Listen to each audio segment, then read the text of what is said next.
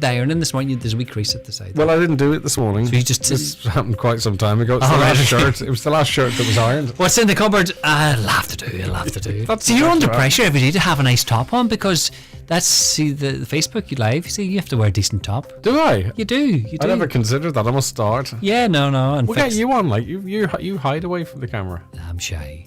Oh, you're shy, you're right. I am. All right, Lee, have a great day. It is the 9 till noon show, just after 9 o'clock. Time for news update. Good morning, Michaela Clark. Thanks, Greg. Good morning. The Taoiseach has not ruled out an independent inquiry into alleged sexual abuse at a disability facility in Donegal.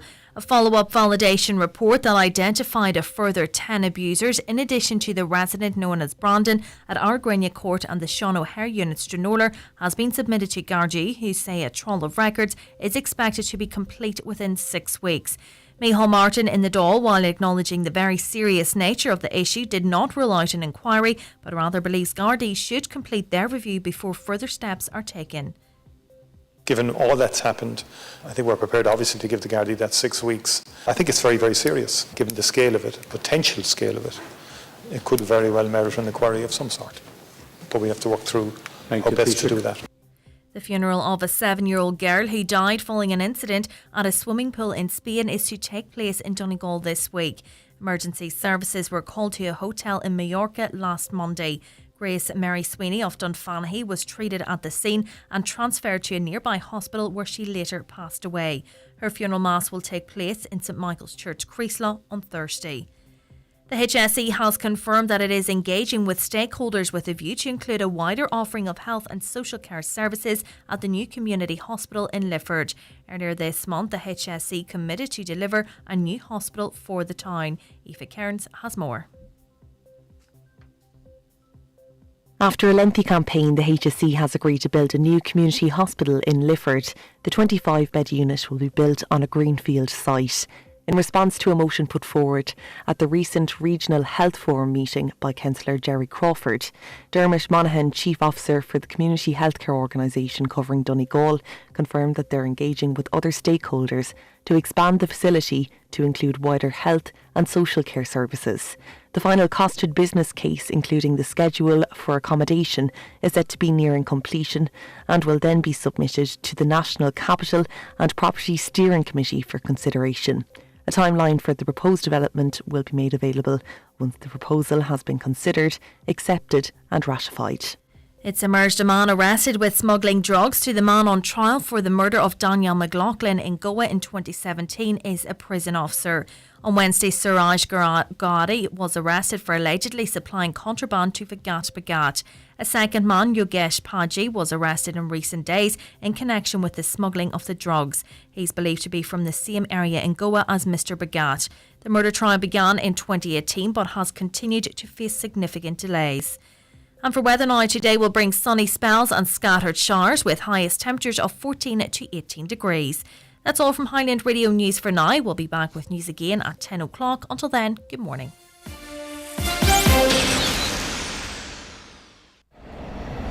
The train calling at Platform 3 is the 1959 service to Cork, calling at Charleville, Mallow and Maria in C32A starts chemo next month. We don't always know who's at risk from COVID-19 and other viruses, but we do know how to protect them. Keep hands clean and wear a mask. Let fresh air in, get vaccinated and stay at home if you are unwell. From the HSE, for us all. And now, it's time for the talk of the Northwest, the 9 to noon show with Greg Hughes on Highland Radio. Hello, a very good morning to you. 4 minutes past 9 on this Wednesday. It's the 29th of June, just 30 days in this month. One more day left of June. And we've endured it. Not a fantastic June. It's not been the worst ever, but it looks like the start of July from Sunday evening, Monday onwards, we might get a spell of warmer, drier weather. Who's to say? That's what they're forecasting. It's only a forecast though, so don't plan anything, but it's looking better for next week for however long it might last. On Fridays, of course, we have a extended weather forecast for you during the entertainment item. That's around about 11:45, by the way, just in case you're not aware. You tune out at that stage. Stay with us and you'll find out what the weather has in store for the next week or so each Friday. Right, 086 60 25,000, WhatsApps and text to that number. The lines are open right now, 086 60 25,000, or give us a call on 07491 25,000. If you want to watch the programme, go on to our website, highlandradio.com, or you can go to YouTube, Highland Radio Ireland, or on Facebook, on our Facebook pages. Good morning to Emily, watching on YouTube. Michael joining us on Facebook as well. Okay, let's look at the newspapers this morning. The Finn Valley Voice, Donegal population is on the up and up, and a lot of people go, oh, well, yeah, but everyone in Donegal's leaving, and the people that are increasing the population are people that are coming to live here from other countries. Well, it's not the case, because the CSO statistics suggest otherwise. The population of Donegal is growing, and unlike many other counties, it has little or nothing to do with immigration. Preliminary census figures indicate that the population of Donegal has risen by over 7,000 citizens, and less than half of those new faces are immigrants. When births and deaths in Donegal are compared over the 6 years since the last census, the natural increase stands at 3,682, a rise of over 2% in its own right, and many immigrants are actually Donegal natives returning from exile, bringing partners and families with them. On to the Donegal Post this morning, and resources, transport and access to information are among the main challenges facing the 1,657 Ukrainian refugees currently based in 24 locations around Donegal. This is what was heard at a special meeting of Donegal County Council. Some of the issues and challenges faces Ukrainians in the county were outlined to councillors who were briefed on the interagency response to the humanitarian crisis.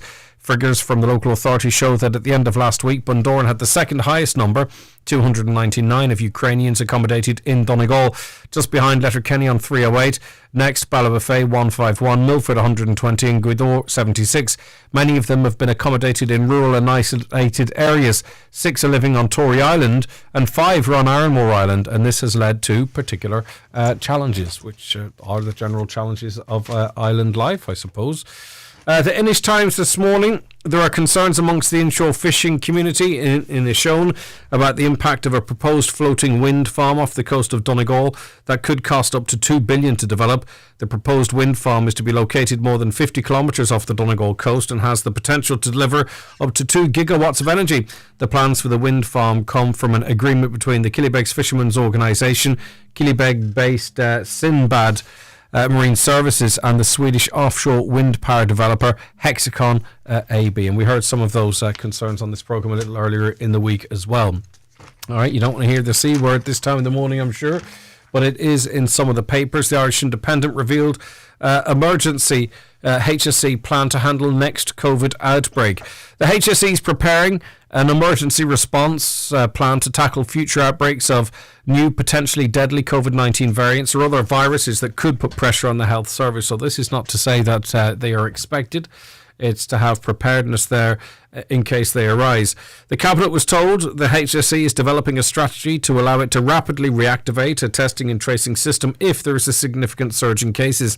The HSE will recruit 200 National Ambulance Service personnel who will be trained to become swabbing first responders at scenes of major COVID outbreaks. The strategy is being developed as the HSE scales back its national testing and tracing system and shifts the focus to GPs except in severe cases, in a similar way to other infectious diseases. So effectively what they're saying is the transition from pandemic to endemic continues, with GPs taking up most of the responsibility, but there is a level of preparedness there in the event of a more deadly strain of COVID-19 or some other pandemic. So that's the story there. I mean, maybe the bad news put first and the good news you have to keep reading.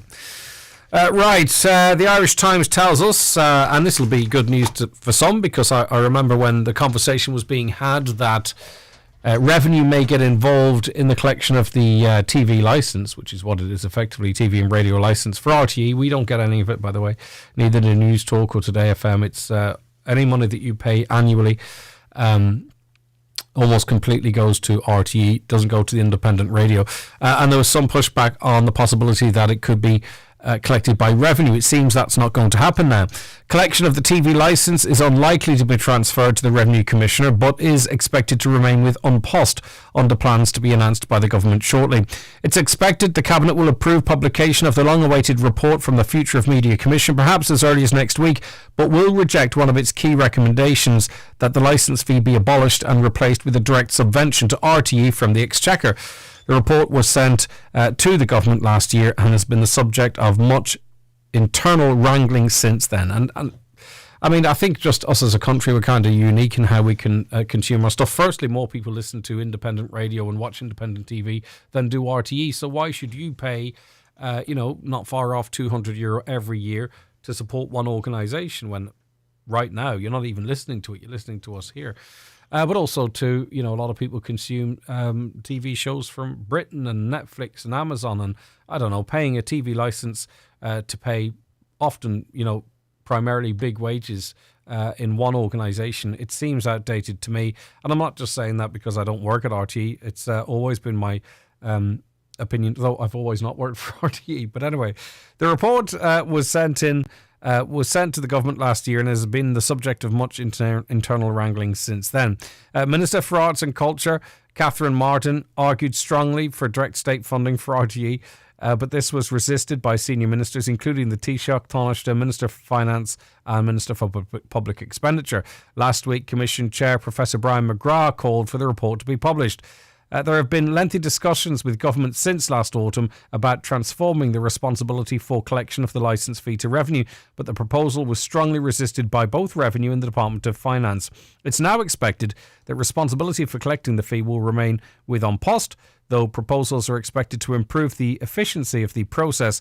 RTE gets €200 million a year in licence fee income, although the station has long complained that the rate of licence fee evasion and avoidance cost is it costs in excess of 65 million. 200 million a year to RTE. Now, as I say, I'm talking as a consumer here, right? I mean, obviously, in terms of news, it's popular. In terms of maybe even the Late Show, and certainly some of the investigative programming, really worthwhile. But seriously, 200 million, and how much of that is going on wages? And apparently we pay these wages because if we don't, the BBC and CNBC and every other TV station in the world would be and radio station would be poaching Joe Duffy to go and work for them, and Ryan Tuberty, etc. But anyway, the Irish Daily Mail this morning. Now, tell it to the judge. What do you think about this? People who provide character references for convicted sex offenders may have to come before court for cross-examination. The government's under pressure to act after 11 character witnesses were given this week in the case of a Cork man. Now, the court heard he made life a living hell for his former partner and his children. Leader of the Seanad Fine Gael, Senator Regina Doherty, has said character references provided to courts are often re-traumatising for victims, and people that provide them should be questioned on their veracity, their truthfulness, effectively. Justice Minister Helen McEntee voiced her personal support for the move yesterday, saying those who give character references should be willing to come before the courts. Legislation could be introduced and so on and so forth. But what do you think about it? Some people involved in and found guilty of horrendous crimes, the character references are often to sort of mitigate sentencing. Should a person given someone a character reference have to go into court and back up their words through cross-examination? Is it unreasonable? What do you think? 086 60 25,000 WhatsApps and texts to that number. Hopefully, if it works out, this could be good news for the tens of thousands of people in this county that work in the hospitality sector, because we're all familiar with the service charge that's applied to bills. Sometimes it's not a choice, it's obligatory. And the concern is that this is not divvied out amongst the hard-working employees, that it's either kept by the employer or it's actually used to fund their wages, So instead of it being a tip on top of their wages, some employers will use the service charge to actually make up the wages. So there's new rules being brought in to effectively get rid of the service charge unless it is actually a bonus to the staff. What do you think about that? Do you think it will be introduced? Well, it will be introduced, but do you think it will be implemented fairly across the whole sector? Well, employers are set to be banned from using the term service charge on receipts unless the money goes directly to the staff member. Tánaiste Leo Varadkar is expected to make a change to his new tips law, which will have an impact on workers' tips and provide clarity to customers on what they are being charged for. Mr. Varadkar said our overall objective with the bill is to prevent employers from using tips or gratuities to make up basic wages and to introduce transparency about how tips and services charges are distributed. I mean, there's also presumably a take for the government here, because if they're declared as tips in addition to wages, probably more tax take for the state. I'm not saying that's the motivation, but it's win-win. Customers really can't be sure what service charges are used for or whom they go to, Varadkar said. Voluntary services charges are clearly the same as a tip or a gratuity, but by definition, mandatory service charges are not. Okay, so it could mean more money that's supposed to be in the pockets of workers going into their pockets. The Scottish are going to go to the polls again to vote on independence. Now, whether or not it's a legally recognised vote or just an expression of will remains to be seen.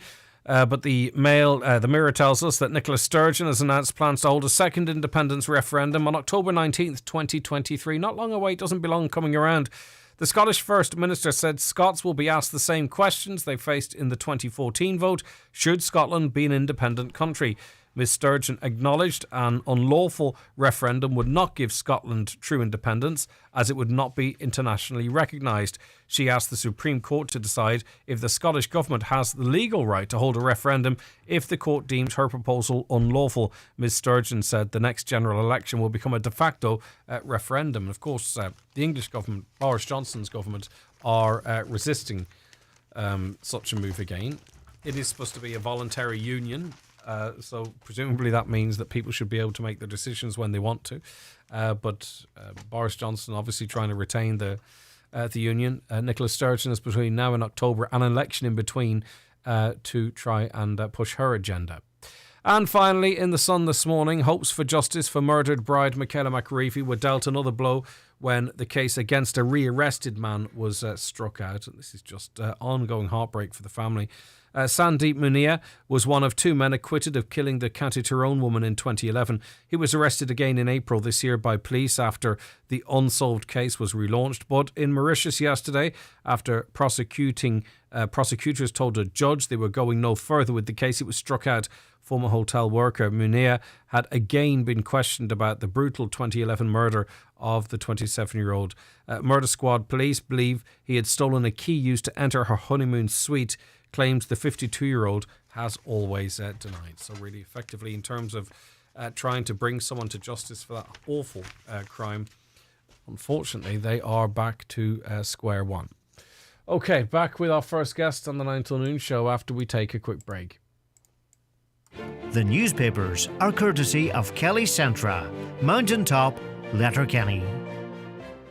The award-winning Genesis Aesthetics and Skincare Clinic Udor now offers a wide range of skin boosters. The injectable moisturiser for under eyes that improves dark circles, fine lines and wrinkles. Also treating the face, neck, chest and hands. This amazing treatment works from the inside out, resulting in brighter, smoother, plumper skin. For help choosing the right aesthetic treatment for you, contact Mary Ferry, your aesthetic practitioner. You can download the Genesis app or call 07495 32575. Make this gardening season a lot easier with the great range of garden equipment at great prices in Watson Hire Letterkenny. Lawnmowers, trimmers and hedge cutters, scarifiers, power washers and much more for sale and hire. A full range of fertilisers and weed killers and great deals on paint and decorating accessories. All at Watson Hire, Kiltoy, Letterkenny. For more, see TikTok, Facebook or visit watsonhire.ie. We love summer at Dunnes Stores with fresh picnic ideas, any two for €4. Think tasty salads like fruity couscous 200 gram, paired with our Cajun chicken breast slices 140 gram and our range of Irish ham slices. 54 delicious options, any two for €4. Plus, with our 10 off 50 grocery voucher, you save even more. Which means every trip to Dunnes Stores means better value. Dunnes Stores, always better value. Terms and conditions apply. Voucher can be used on next grocery shop with €50 or more. Raymond Sweeney here from Ben Sweeney Euronics to let you know about a great tumble dryer that will save you time and energy.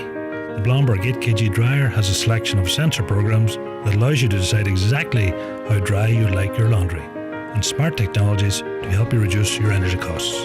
It also comes with an amazing 7-year parts and labour warranty. Call into us and see for yourself at Ben Sweeney Euronics, Port Road, Letterkenny, or in the shopping centre, Dunlow.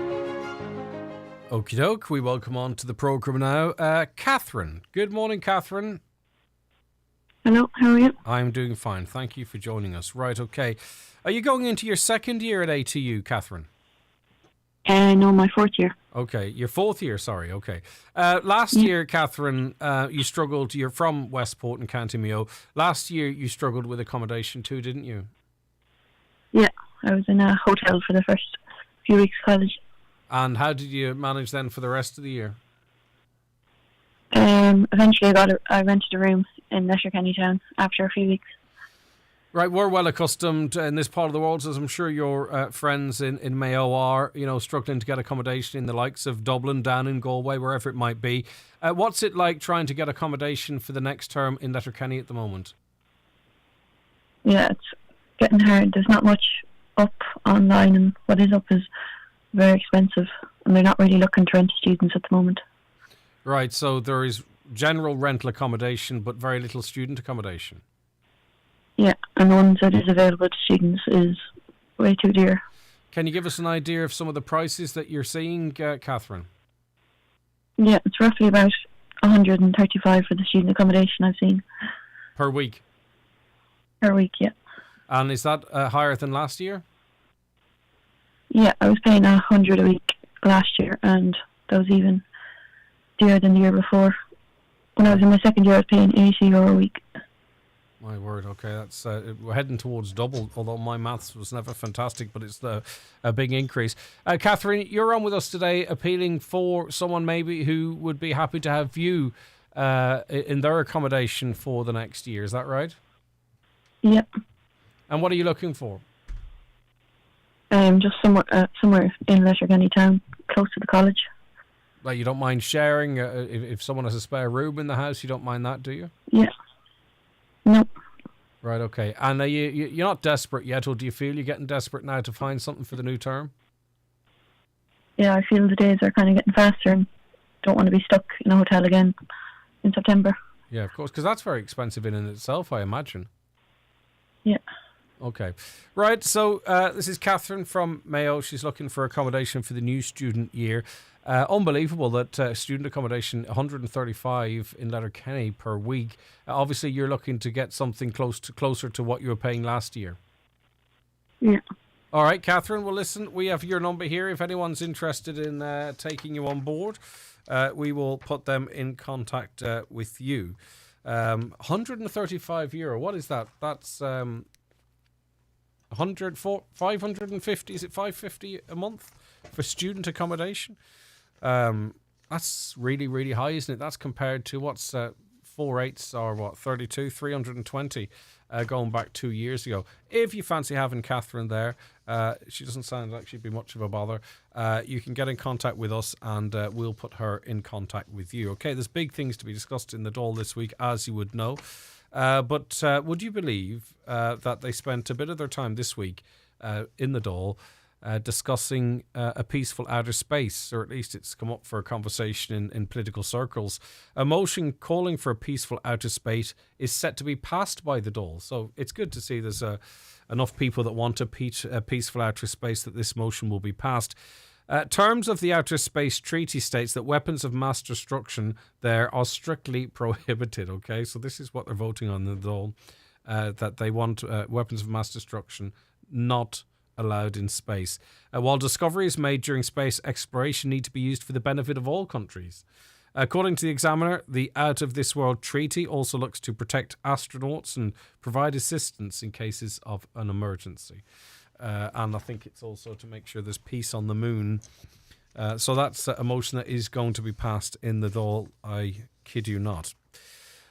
Greg, regarding population, is it just me or has our bee population disintegrated? I'm not seeing any bees around my garden, especially as I love I have a lovely creeper on my outdoor walls and would be full of bees at this time of the year. If this is the case, we're in trouble without the bees. Yeah, I don't know what the story is with bees. I know there is a lot of bees in this country have become extinct. I was going to say brands of bees, but species of bees are becoming extinct. And there is concern about the environment for bees more generally speaking. I'm not sure when they're due to come out. Maybe that's a topic for Angus from Nature Northwest. Should we be seeing more bees now? I'm not seeing many wasps either, and I'm not going to lie, I'm not missing them. Actually, Angus is on with us later on this show, yeah. Okay, well, we'll find out about the bees later on. That's pure coincidence, by the way. Rightio. Tom Boyd is PRO with the IFA in County Donegal. Good morning to you, Tom. Are you there, Tom? No, I don't have Tom, Caroline. You may put Tom through to me again. A caller says, I don't even get RTE, yet I have to pay €160 on Friday or face a €1,000 fine. Paying €160 for a TV licence for a station I don't have. It's not fair, is it? That's just simply not fair. And even if you don't watch RTE, so if the licence inspector calls to you and go, I don't watch RTE, I watch Netflix. They go, well, you've got a TV. You go, yeah, well, you're going to have to pay for Ryan Tuberty's wages. That's how it works. Let's see if Tom's there now. Tom Boyd, how are you there? Good morning, Greg. How's things? Not too bad at all. Right, now, stricter rules on tractor driving licences are being proposed, but the concern is that they could be damaging from a farmer's perspective. I think the rules are relating to weight and the speed of vehicles being driven, particularly by younger operators. I think it's the European Commission have a say in this, Tom. As far as you're aware, what are the proposals and where are they coming from? Yeah, so the new proposals it's been proposed at a European level at the minute there. So they're looking to change it to a two-tier system for licensing. Currently, as soon as somebody turns 16 years, they can apply for a learner permit, and once they get that learner permit, they're free to drive any agricultural vehicle, whether it be, everybody will know the wee grey Fergie, or you can drive up to the likes of a JCB fast tractor. And I suppose the difference is, when these licensing came in back, whatever it be, 40 years ago or whenever, there wasn't as many bigger tractors or machinery. You take the JCB fast track, for instance, they're coming in at 7.5 tonne and they're capable of doing up to 60, 65 kilometres an hour. Now you compare that to, say, an Arctic tractor unit, the unit of an Arctic lorry, but at the front, they're only 6 tonne, so you can let a 16-year-old drive a JCB fast track, but you have to be 21 before you get an Arctic licence. So I think it's time the licensing moved with the way the machinery's moved and got more modern, bigger, faster, heavier. So under the new proposals, there'll be a two-tier. Tier 1 they'll be fit to drive anything with a full laden weight of 20 tonne, and the max speed will be 40 kilometres an hour. Now that'll still stay the same for 16-year-olds, but a learner permit will be allowed to drive that. Then when you're going to move on to the bigger tractors with the heavier weights, there will be an actual driving test, so to speak, and there will be training. But I mean, obviously, anything on the face of it that seems safer, it's hard to argue against. But I mean, some of this though, does it not have to be evidence based? And according to data between 2018 and 2021, that's over 3 years, there were only just around about 82 injury collisions involving tractors driven by people under 25 years of age. So we're bringing in new rules to fix, on the wider scale of things, it seems like a small problem, and that's not with no like, in other words, it's not going to reduce it from 82 to 0. Do you know what I mean? Like, do you think this move is evidence based? Well, they're putting a lot of onus on it being on younger drivers. As you said, there was 25 years or under the STEM statistics, but they need to look at the bigger picture. It's not just 25-year-olds and under that are having these accidents. You do have the older generation too. The average age of a farmer is getting older. But these new laws won't apply to them as such, will they? These will be for obviously people who are 14 or 15. Turning 16 in the next couple of years. It's they that will, for the larger, heavier vehicles, that will see the changes. Yeah, so it is. So it'll be for the new applicants, but I do think there needs to be, and from the IFA perspective, we will be campaigning that there needs to be more training towards tractor drivers, tractor operators. We're talking of big machines here, capable of wiping out buildings, never mind other vehicles. Does that So happen, Tom? So there is. If a 7.5 ton vehicle comes into collision with a shed or anything, it's not going to be. But does it happen? My point is, does it happen though? I mean, obviously, those things. I mean, if that happened, of course, it would be terrible. Accidents happen, Greg. Yeah. There is. And you believe this new licensing system would stop that happening? Of course, it'll not stop it. It's not really down to. They're putting a lot of onus on the licensing. There is other issues around using machinery. At the minute, it's the busy time of the year now with silage or slurry or whatever. And if you're on TikTok or Snapchat, I'm sure you'll see plenty of TikToks and Snapchats of people driving vehicles with while using their phone. They're putting a lot of issues towards the training and licensing issues, but there is other issues around the use of machinery. And there is the other thing is there's a shortage of drivers for machinery. Nobody wants to do it, and there's a lot of issues around fatigue of working long hours and things like that. Yeah, for sure. Now, I mean, I listen, as I say, who could argue against anything that will make things safer? But we're legislating here. We're bringing in new rules. It's going to be more money for farmers, and stuff they have to go through. And I get that if that has to be done, that has to be done, Tom.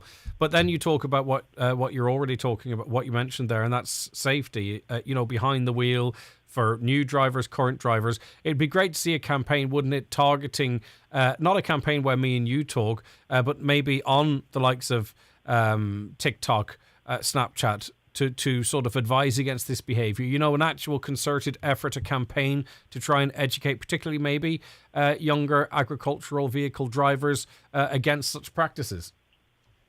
Oh, for sure, Greg, definitely. If you're, no matter what vehicle you're driving, if you're not concentrating on what you're doing, this is when accidents happen. Whether it be a car or a tractor or a lorry. If you're not fully concentrating on what you're doing, this is when accidents happen. And that's the message that needs to be really put across: is concentrate on the task at hand and not to be worried about what you put on TikTok or Snapchat to get popular or whatever. Okay, and what do you think your members will think of these proposals for this two-tier licensing system? So far, I've spoken to a few different people, and there is positive, quite mostly positive. There is a few bit of negative feedback. As you said, it is going to be a cost. There will be costs with the tier 2 there, where you have to have training and tests. But look, as I said, if you go for an Arctic lorry license, you have to be 21. You have to get so many lessons, and some of the tractors are as big and as heavy as them now. So it is positive. All right, okay, Tom, thank you for that. That's Tom Boyd, PRO of the IFA in Donegal. What do you think? 086 60 25,000. Would you welcome this? As I say, the statistics from the Road Safety Authority show that between 2018 and 2021, there were 82 injury collisions involving agricultural tractors on Irish roads, and a third of those drivers, that is all of those for the 82, were under 25 years of age. 268 collisions involving tractors on Irish roads over those 3 years, all told. Now, that is not to say tractors caused those. For example, they were involved in them. It doesn't mean they were the cause of them. And maybe tractor drivers might say, well, 268 injury collisions over 3 years is not too bad. As I say, it's not to say that the tractors caused the crashes either. But anyway, as I said, it's just rules after rules after rules. I know they have to be introduced, right? And I know it's good for safety. It's just these rules keep coming and coming and coming and coming. But what do you think, especially those of you in the agricultural community, farmers, effectively? 086 60 25,000, WhatsApps or text, but not while driving your Massey. Caller says, RTE is basically a government propaganda machine. I wouldn't have a problem with the likes of Highland getting a share of the money. I don't watch RTE unless there's a sporting event on. Yeah, indeed. Well, I suppose sport's another side to it as well. But then, you talk about sport, but if you were a fan of any of the teams playing on Saturday, this is the GA, of course, you had to have a Sky Sports subscription to watch them. So you're paying €200 million a year towards RTE, and you can't even watch a couple of the quarterfinals of our national sport on RTE or TV3, or not TV3, what's it called? Virgin Media now. You know what I mean? So even for you're switching on for sport, dependent where you are and which team you follow, you're not able to do that sometimes. A caller says, I think it's disgusting that the minister named and shamed 4 schools which do not provide places for special needs children. Perhaps if the department provided mainstream schools with the additional funding and training for these schools to do it, then that would be different. If you trained as a general nurse, you wouldn't be expected to go on a labour ward or a psychiatric unit just because you're a nurse. The same applies to teachers. As a mother of a special needs boy or boys, I take my hat off to the schools refusing to do it. I wasn't comfortable with that at all, threatening to name and shame the schools and then actually going on RTE to do it. I think there's other ways of doing it. She claimed that there was no engagement at all from the schools, but since then, they at least 3 of the schools that I've heard have provided evidence that they were engaging. And the reason they didn't feel they could provide these classes for next year was because it would be detrimental to other students in the school, that they didn't have the resources to do it. I'm not sure it's a road I want to go down, naming and shaming, particularly when it seems the schools had a good argument as to the fact that they were engaging with the department on the issue.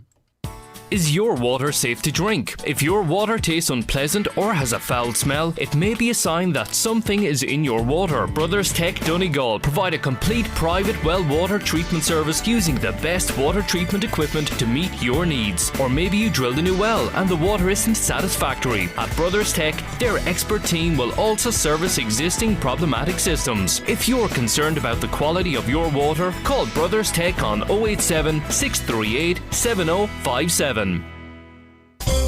Dogs, cats, rabbits, birds and fish. Some of the popular home pets that need care and attention every day. At Gary's Pet World, our fully trained staff are here to help you and your pets. We offer great advice and value on all foods, accessories, grooming and care products, with incredible offers on all leading brands. Shop in store at Gary's Pet World, Letterkenny Retail Park, open 7 days per week, or browse and buy 24/7 at petworld.ie. The all-new Kia Niro and e-Niro are coming. Available in a plug-in hybrid and full electric version. All-new styling and all-new technology. This car will blow you away. Currently taking orders with stock arriving in July and August. Call us today or visit our website imotors.ie. With a mix of the biggest names in retail, top local independent shops and loads of great places to eat, it has to be Letterkenny. There's fantastic choice and value for money throughout the town. So for a special summer shopping experience, make it a day out in Letterkenny. See shoplk.ie. And you're very welcome back. Dr. Marie Hainsworth is manager of the Donegal Domestic Violence Services and joins us on the programme now. Marie, good morning to you. Good morning, Greg. How are things? It's good, and it's good. Things are good, and it's good to have you with us. A quick word with you as it relates to the conversation that's happening nationally at the moment. New legislation to deal with domestic abuse. What's your take on it? Are you pleased with it? Does it go far enough? I mean, obviously anything that's, when we're talking about it and talking about funding and improved services, I presume it has to be welcome, but I suppose it's about implementation. But as it stands, does it seem to go far enough for you, Marie? It's like all of these things, right? It's not actually the legislation that's the problem. Like you said, it is the implementation, and it's everything that goes around in the background. So the coercive control legislation, and then I know what they announced yesterday that they were going to increase sentencing. Like these are slow processes for them to be implemented, and it's not just the legislation itself, which does seem to be quite comprehensive, and it certainly has opened up a new way of working in terms of taking cases of domestic abuse. But at the same time, you then need the backup of everything else. So you need guards to be trained, you need other agencies to be aware of it, you need judges to know when and when they can't kind of admit evidence, you need solicitors to be fully conversant with it. And all of that does take time, and the DPP then has to sign off on all these prosecutions before they can go ahead. So, there's a lot of, to and fro in to determine what exactly is going to meet the criteria for this new legislation. And it can be a bit hit and miss in the beginning. Yeah, and Minister McAtee revealed the maximum sentence for assault causing harm, one of the most common offences in domestic abuse cases, will double from 5 to 10 years. But that's providing they come before a judge, and that can be complicated for all of the reasons you've just outlined. Yeah, and I think, News told an article the other day, and one of the barristers was saying the backlog of cases, you're looking at 2 to 3 years before sometimes these cases are being heard. So you can imagine what happens to evidence, what happens to witnesses' willingness to come forward. Very often, other offences have occurred in this time, so you begin to look at a whole collection of offences. So instead of getting the 5-year sentence for that particular crime, they might get a total of 5 years for a multitude of different crimes. And then, there's all the things of, looking at different ways in which they don't actually have to serve the time, and there's other options rather than jail time. It can still come down to just a couple of years, and it could still be linked into a whole rake of other offences. So it's very hard to know just how much of it is being given over to the domestic violence piece. In terms of, though, the message it sends out, do you think that the way the conversation is being had now, that it clearly is being recognised as a very serious offence, and these tougher sentences, in inverted commas, are being proposed, will it have a deterrent effect, do you think? I hope so. I don't like the fact that they keep going back to the assault charges being the key one, because the reality is the coercive control legislation came in because on the back of the fact that assaults were not the primary cause of domestic abuse. Often it's a pattern of behaviour over a long period of time, and we didn't have any mechanism by which you could take that into court because our legal system is very much on a one-incident basis. So, we're going backwards a little bit in terms of focusing on physical assault, which in some ways is pretty much more straightforward. It is the coercive control piece that we need to look at. And it is about, upskilling people in terms of being able to make statements, collect statements, and to do it quickly, We're kind of dragging clients through this system, and it's taking 8 to 12 hours to do a statement spread over 2 or 3 days, because the level of detail and the level of evidence that you need in order to get it through the legislation and to get it past the DPP is so high. So, you can see why there aren't that many cases going forward at the end of the day. So there is something that needs to be done.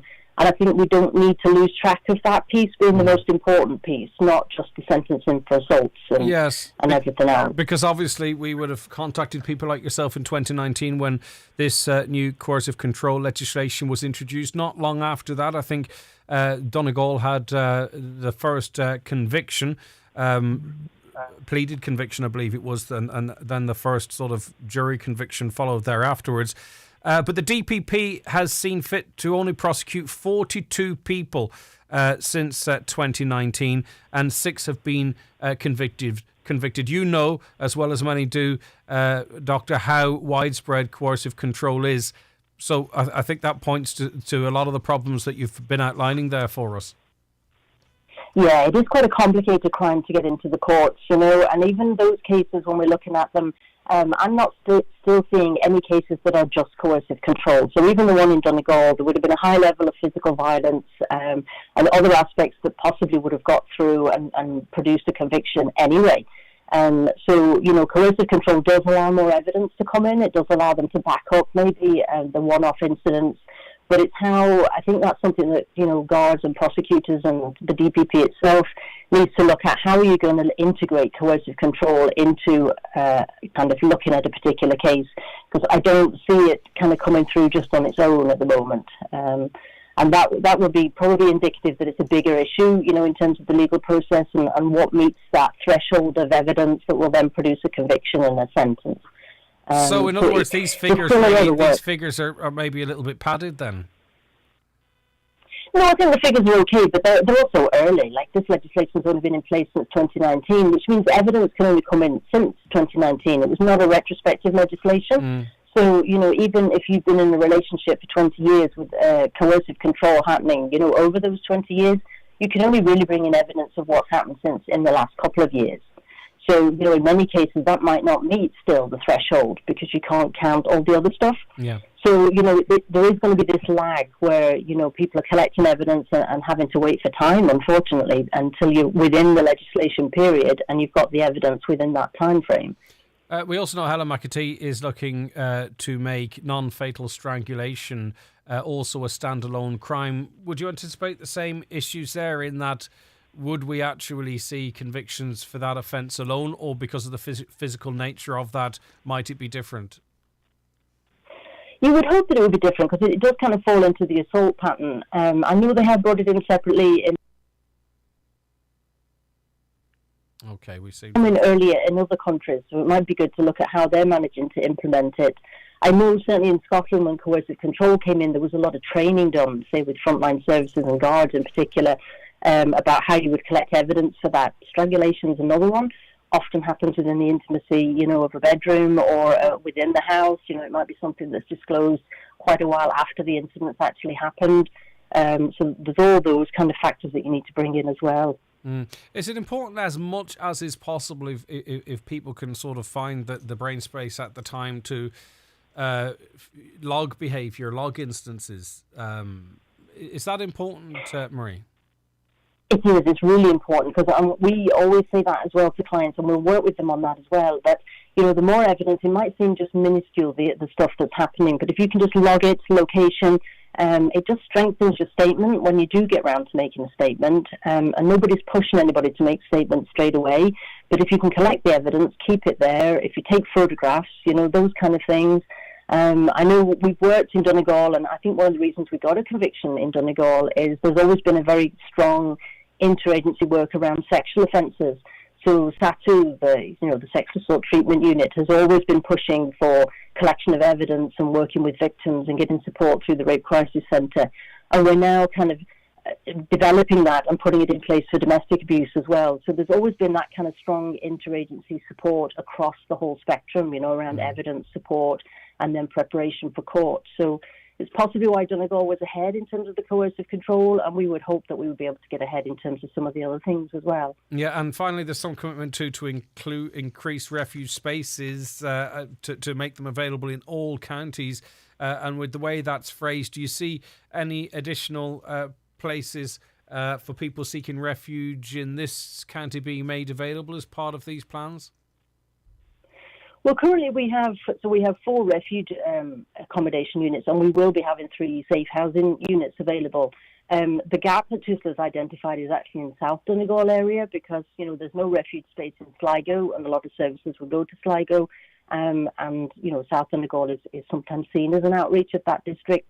So I think if there's going to be any more additional refuge space, it certainly isn't highlighted for the next tranche, but if the Minister is looking at, over the next 3 years, I think it does fall into the second tranche that they might look to prioritise. Certainly refuge space for the south of the county. We'll be pushing for that anyway.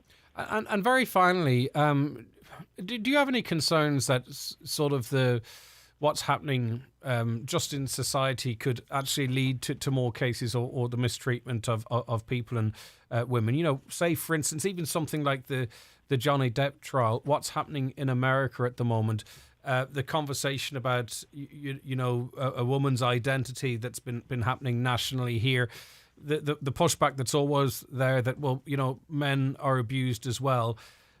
When you put all of those things together and other things that are happening as well, do you fear that some people might see that as a green light to carry on with behaviour or create a space whereby we could end up going backwards rather than making progress in terms of the abuse of women? Do you get where I'm coming from? I do, yeah, and I think there's always this push and pull. We kind of make progress, and then there's like a backlash against it. And I think we are kind of entering a phase of almost a backlash against. You've got some people who are really pushing in terms of women's rights, women's autonomy. Pushing forward about being able to access a safe space and not being in a private relationship where you can be abused and nobody really cares.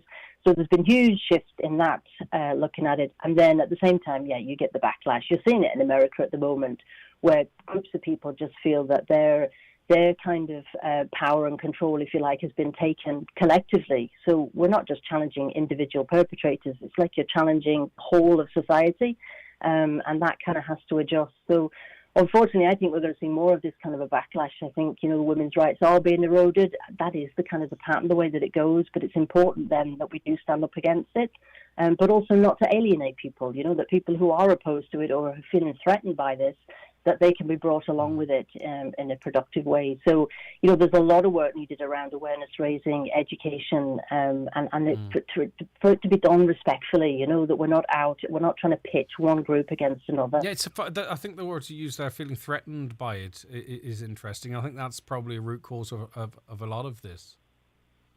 No, I think so. I think you see it not just in terms of women, you see it in terms of any kind of minority rights, whether it's people with disabilities, whether it's, migrants, immigrant population, all of those groups, the lesbian and gay population, it all kind of moves in and out in terms of there seems to be progress, people are more open, people are more willing to kind of support groups, and then suddenly you get this huge backlash and people feel quite threatened and intimidated by it. So we do need to mind that, it is kind of part of the process, but we need to work with that as well. Okay, listen, thanks for your time as always, Dr. Marie Hainsworth, Manager of Donegal Domestic Violence Services. Any views on that? 086 60 25,000. A caller says, I fully agree with Thomas. Obviously, new rules are coming in, but going forward, what is going to happen? Is there going to be a shortage of drivers? They do not have the money going to get a driver. It's so expensive. Right, let's bring you the polls yesterday that we put up on our social media.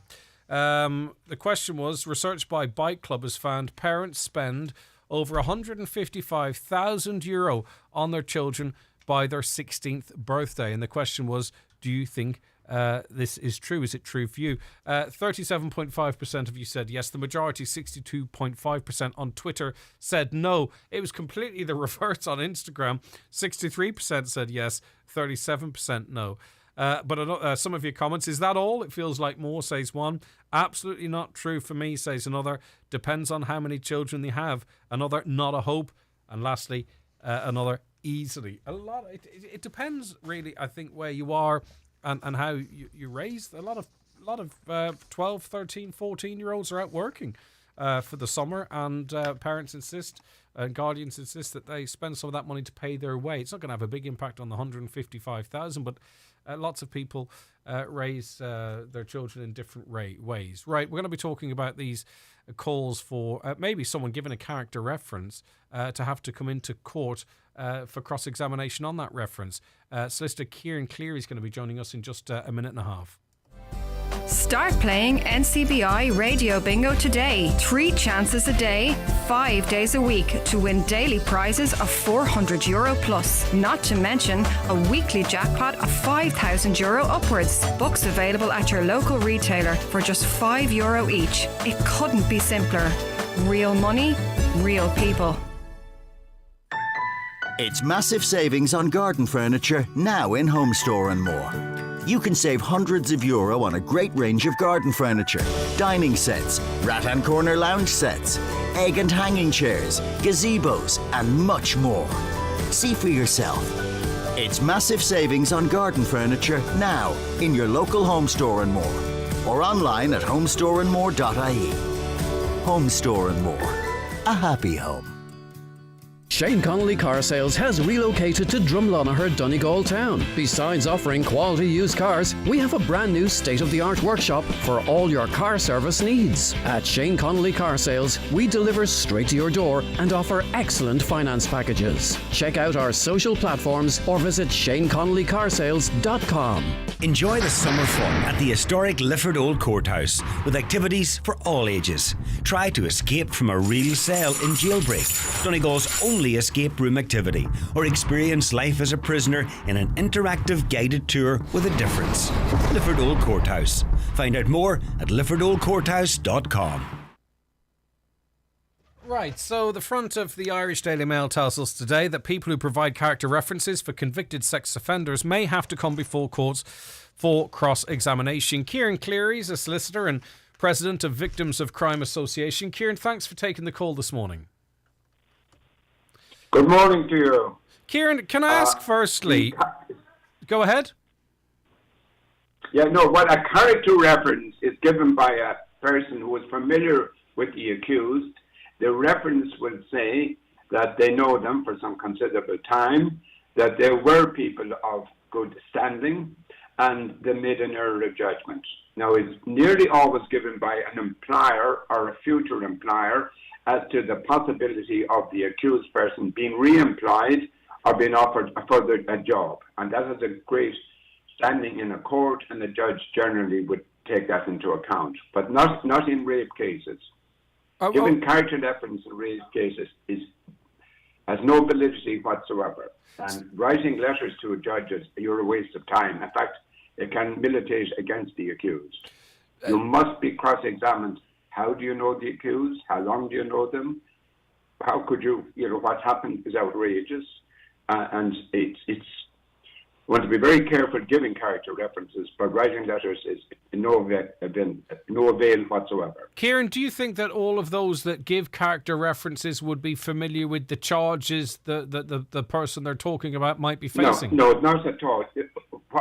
You're generally approached by the family of the accused to support the accused at this in great difficulty. And the family will always reduce the charges. They will always speak so affectionately of their own, particularly in the male this time, and how he was tempted, and all that kind of nonsense. And generally, they would only have a very broad, a very narrow view of what happened. They generally, unless you attend a court case, you don't know what's happening. You don't understand it because we only get a snippet of it. So, what is your view, Kieran? Yeah, do you think then do you believe that character references are important? Are you opposed to them? Do you believe that they're okay in certain cases but not in others? Well, there are cases, sometimes priests will give character references, and they can, if even in court, a judge would say, do you actually know this accused? Do you know them personally? And the answer goes, well, I don't. And it's terribly insulting to the victim. Deeply insulting to the victim. And I remember a case down in Kerry not that long ago in a rape case where the accused was convicted and 12 people walked up to the witness or the dock to shake hands with him before he went to prison. That was outrageous. And the victim was sitting watching all this. Character evidence can be very offensive to the victim and the victim's family, because they would more or less know that the accused, and the accused, the people who give in references, they might all be from the same area. And that's deeply insulting. Not only have they been violated, but they're now being humiliated by the townspeople or the people from their own village. And this will be in the event of a conviction. So in other words, the court has found that the person is responsible for the crimes against them. So I mean, any relief maybe the victim might feel in that instance would not be long being dashed by this procession up to shake hands or the reading or presentation. Not at all. Yeah, go ahead. What happens in a serious criminal case is the jury convicts the accused and the judge sentences. And before the sentencing, you would always bring in, has he got a previous, have they got a previous conviction?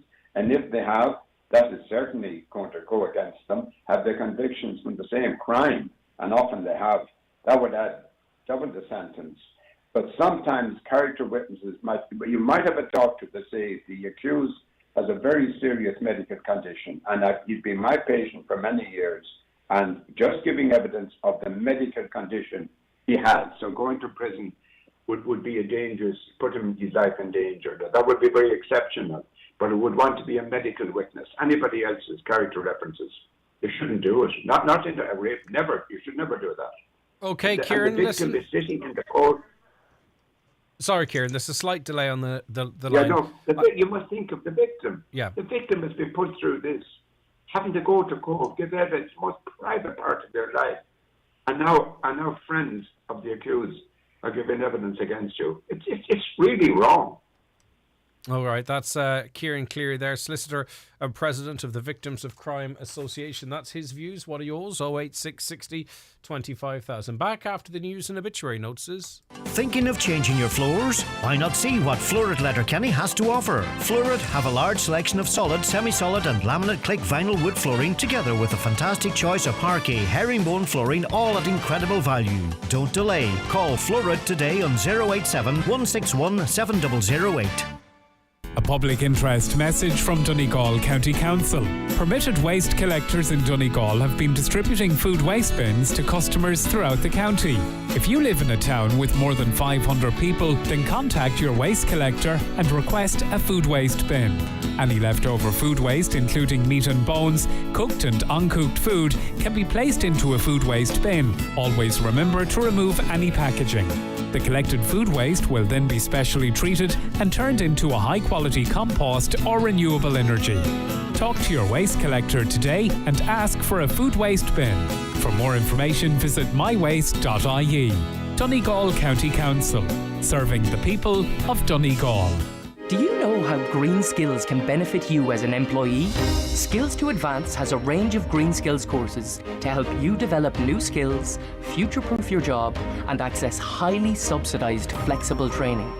For more information, contact your local education and training board or visit skillstoadvance.ie. Boost skills, boost business with Skills to Advance. Brought to you by Sulis and the ETBs, an initiative of the Government of Ireland. Live, on air, online and on the Highland Radio app. This is Highland Radio News. Good morning, I'm Michaela Clark with the news at 10 o'clock.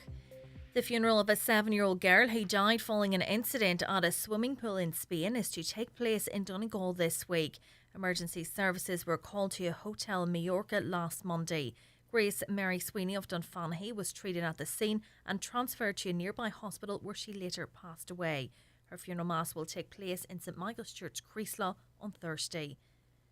The Taoiseach has not ruled out an independent inquiry into alleged sexual abuse at a disability facility in Donegal. A follow-up validation report that identified a further 10 abusers, in addition to the resident known as Brandon at Argrania Court and the Sean O'Hare unit Stranorlar, has been submitted to Gardaí, who say a trawl of records is expected to be complete within 6 weeks. Raising the matter in the Dáil, Donegal Deputy Thomas Pringle claims families have been let down by the HSC at all stages and to this day do not know the full extent of what abuse may have occurred. Micheál Martin, while acknowledging the very serious nature of the issue, did not rule out an inquiry, but rather believes Gardaí should complete their review before further steps are taken. Given all that's happened, I think we're prepared obviously to give the Gardaí that 6 weeks. I think it's very, very serious, given the scale of it, potential scale of it. It could very well merit an inquiry of some sort, but we have to work through how best to do that. Sinn Féin's proposal for an emergency budget will be voted on in the Dáil tonight. The government last night opposed the motion and put forward its own counter-motion. Sinn Féin's finance spokesperson, Donegal Deputy Pearse Doherty, called for an urgent intervention in the cost of living crisis. He told the Dáil that the government needs to step up to the mark. It's time for the government to get their head out of the sand. It's time for the government to wake up, to do their job, to act, to protect those on low and middle incomes, because workers and families cannot afford to wait any longer for this government to get their act together. It's emerged a man arrested with smuggling drugs to the man on trial for the murder of Daniel McLaughlin in Goa in 2017 is a prison officer. On Wednesday, Suraj Goyed was arrested for allegedly supplying contraband to Vigat Bhagat. A second man, Yogesh Paji, was arrested in recent days in connection with the smuggling of the drugs. He's believed to be from the same area in Goa as Mr. Bhagat. The murder trial began in 2018 but has continued to face significant delays. The manager of the Donegal Domestic Violence Service says legislation governing domestic abuse isn't the issue but rather the implementation of it. Yesterday, Justice Minister Helen McEntee announced that sentences for domestic abusers is set to double to 10 years as part of a €360 million plan to tackle domestic, sexual and gender-based violence. Dr Marie Hainsworth told today's 9 till noon show that while it is a welcome step, much more work needs to be done. It's not just the legislation itself, which does seem to be quite comprehensive, but at the same time you then need the backup of everything else. So you need guards to be trained, you need other agencies to be aware of it, you need judges to know when and when they can't kind of admit evidence, you need solicitors to be fully conversant with it. And all of that does take time, and the DPP then has to sign off on all these prosecutions before they can go ahead. There's a lot of to and fro-in to determine what exactly is going to meet the criteria for this new legislation. The HSE has confirmed that it is engaging with stakeholders with a view to include a wider offering of health and social care services at the new community hospital in Lifford. Earlier this month, the HSE committed to deliver a new facility for the town. Aoife Cairns has more. After a lengthy campaign, the HSE has agreed to build a new community hospital in Lifford. The 25-bed unit will be built on a greenfield site. in response to a motion put forward at the recent Regional Health Forum meeting by Councillor Jerry Crawford. Dermot Monaghan, Chief Officer for the Community Healthcare Organisation covering Donegal, confirmed that they're engaging with other stakeholders to expand the facility to include wider health and social care services. The final costed business case, including the schedule for accommodation, is set to be nearing completion and will then be submitted to the National Capital and Property Steering Committee for consideration. A timeline for the proposed development will be made available once the proposal has been considered, accepted and ratified.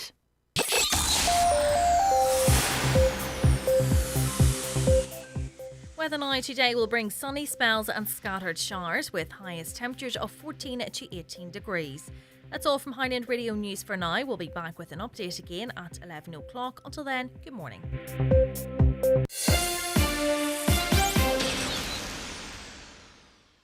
Obituary notices for Wednesday morning, June 29th. The death has taken place in Birkenhead, Merseyside, of Eddie McDade, Czech, formerly of Upper Fallask, Dumfries. Cremation will take place in Liverpool at a later date. The death has occurred of Isabella McClune, Nee Green, Mill Road, Glenties. Isabella's remains will repose at her home from 6 p.m. this evening. Removal from her residence on Friday morning at 10:10 a.m. going to St Connell's Church, Glenties, for Requiem Mass at 10:30 a.m, with burial afterwards in Fintown Cemetery. Funeral Mass can be viewed live on churchservices.tv. The death has taken place of Anthony McGrenna, Lisdillon, Letterkenny, and formerly Carrick, Trenta.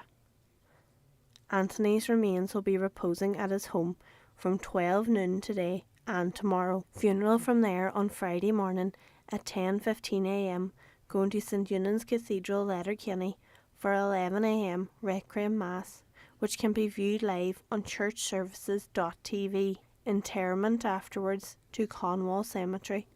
Donations, if desired, to the Donegal Hospice, please, care of any family member. The death has occurred of Maura Patton, Mullendrate, Stranorlar. Remains reposing at her late residence. Funeral leaving her home tomorrow morning at 10:30 a.m. for Requiem Mass in the Church of Mary Immaculate, Stranorlar, at 11 a.m. Interment in Drumkeen Cemetery. The Requiem Mass will be streamed live via the parish Facebook page. Donations in lieu of flowers, if so desired, to the Patients Comfort Fund, Barnes View Ward, care of any family member. Family time from 10 p.m. tonight and before the funeral tomorrow. The death has taken place of John Gilday, Cavan Ray, Silverstream, County Monaghan, formerly of Strangnalaw, Glenties, County Donegal. John's remains are reposing at his late residence until removal today to arrive at St Patrick's Church, Ty Holland, for funeral mass at 2 p.m. Funeral mass can be viewed on mcnmedia.tv. Burial afterwards in the adjoining cemetery. House private to family and friends only, please. The death has taken place in Thailand of Paul Sweeney, Derry Beg, Gweedore. Paul's remains will repose at Roarty's funeral home, Derry Beg, from 4 p.m. to 9 p.m. today and tomorrow. Rosary tonight at 9 p.m. Funeral Mass in St Mary's Church, Derry Beg, on Friday morning at 11 a.m, with interment afterwards in Maharagallen Cemetery. The funeral mass can be viewed live on Kieran Roarty, Funeral Director's Facebook page. Family flowers only, please. Donations in lieu to the Kevin Bell Repatriation Trust, care of any family member or Kieran Roarty, Funeral Director. House strictly private to family only. The death has occurred of Dolly McCole, Mahary, Dunlow. Her remains are reposing in McGlynn's funeral home with Rosary today from 2 p.m, with removal at 6 p.m, going to St Crona's Church Dunlow to repose overnight. Funeral Mass tomorrow morning at 11 a.m, with interment afterwards in Mahery Cemetery. Family flowers only. Donations, if desired, to the Donegal Hospice, care of any family member or Sean McGlynn, Funeral Director. The death has taken place of Sam Graham, Perth, Western Australia, and formerly of Momeen St Johnson. Cremation will take place in Perth, Western Australia. For more details, including any family health guidelines for wakes and funerals, please go to highlandradio.com.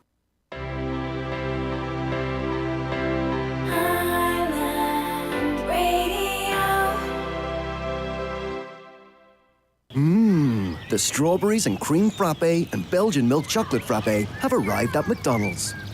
Enjoy the taste of summer with the McCafe iced range. Strawberries and cream until the 26th of July. Contains strawberry flavouring only. Belgian milk chocolate until the 6th of September. Not available on delivery. Participating restaurants only. Subject to availability. And you're welcome back to the 9 till noon show here on Highland Radio this Wednesday. Or a very good morning to you if you're just after joining us. Loads coming up in the next 2 hours. Kieran O'Donnell will be with us between 11 and 12 with all the business news, previewing his podcast as well, so stay tuned for that.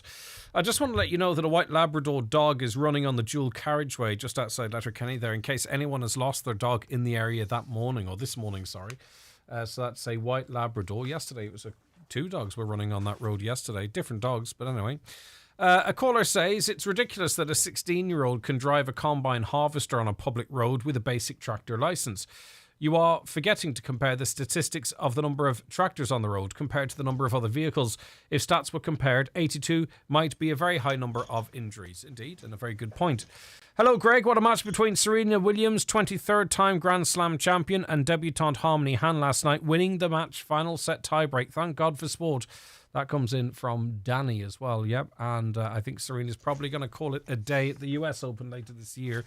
And my word, it's hard to see how her achievement will be matched or improved. She's given so much to that sport. A caller says there's a strong case to be made for local radio getting a share of the licence fee because of its contribution to the public in giving a high level of local public service broadcasting. That comes in from Connell. Thanks, Connell, for that. This caller says the census is highlighting the population in Donegal is rising. The population going up, not a good thing. Local people cannot buy houses because the prices are so high. But it's more people potentially working, which is good, isn't it? It's more businesses, perhaps, to give people those jobs. It's more people spending money in local shops, in local cafes. I mean, like, is this like let's suppress the population when everyone's got a house and only allow a population increase or anything to increase when we have more houses? I think they tried something like that in China. Social welfare office in Buncrana is uncontactable, says this caller. Tried 2 days, was left on an answering machine for well over half an hour, then cut off. Well, it wasn't an answering machine, but I take your point. Could you find out what the problem is and highlight it on the 9 till noon show? Okay. Anyone else having issues getting through to the social welfare office in Buncrana? It's not something we've heard before on this programme, but that's not to say that it's not an issue, of course. The road in Buncrana from the ND car breakers to the youth club is closed all day, I'm being told, just in case you're a regular user of that road and wish to find an alternative route. I've been asked to wish Vinnie McLaughlin all the best for this Saturday. He's holding a tea coffee morning for his fundraiser for Cystic Fibrosis Ireland. It's at Barber House 44. So that is a coffee morning or a tea morning this coming Saturday. A caller says, if I ever won the lotto, I'd buy a big house with a fireplace in every room and I'd burn coal and turf morning to night and winter every day just to irk them twats in Dublin. Okay. I'm not sure it'd just be the ones in Dublin that you're punishing, but anyway, it'd be your lotto win. What would you do with the lotto? I was having this conversation recently. Would you pay off your mortgage? Would you continue to work? What would you do if you won the lottery? Say $1 million. What would you do with $1 million? Would that be enough? Would you stop working? We were talking yesterday about the possibility of more TDs in the door because of an increase in the population, and the Constitution provides for a certain amount of TDs per head of population. This caller says, Greg, we do not need more TDs. Change the Constitution. A caller says then, is this a joke? The UK is 1 MP per 97,500 of population. Ireland has 1 TD per 27,500 approximately. We need less TDs, not more, and resources put into improving our public services. Yeah, empower the councils more even pay them a bit more if they've got more power and able to make more decisions. Maybe then we could have a more direct engagement with democracy, maybe be able to make more decisions that are good for Donegal. I don't know, could that be an option? A caller says if the TDs we have would work for Donegal, that would be okay. More TDs, what a joke. We were chatting to Councillor Michael McClafferty, who at the end of the programme, that's why I'm only getting to these now. We do not need any more politicians in Donegal. We need medical people and proper infrastructure. The politicians we have are doing nothing but lining their own pockets, believe this one listener. Another, and they're telling us our health service is a great place. The HSE needs to be scrapped. Go back to the old system. They don't even reply to questions anymore. That's just some of the comments coming in. Right, our bingo jackpot, it's over 8,000 for tomorrow, by the way, or it's over 8,000 for tomorrow. Just to remind you, in playing the radio bingo here, you're supporting the National Council for the Blind of Ireland. The money raised locally is spent locally, so you're helping people in your own community, and you help them significantly, and we want to keep that up. So it's not a club, it's not membership required. Anyone can play bingo. Anyone can win at any time. You simply go into your local retailer, pick up your book. It's €5 for the week, €1 a day to play, and you can win at least €400 in daily cash prizes. If it's not won on a Monday, it's 600 on Tuesday. If it's not won on Tuesday, it's 800 on Wednesday, and so on and so forth. So there are hundreds of euro in daily cash prizes, plus that €8,000 jackpot. But most importantly, you're supporting the National Council for the Blind of Ireland in the work that they do, helping people locally. It's time for NCBI Bingo on Highland Radio. It's Wednesday, the 29th of June. You're playing on the blue sheet. The reference number is S8. It's game number 26. The numbers are 9, 65, 6, 74, 26, 55, 30, 33, 45, and finally 67.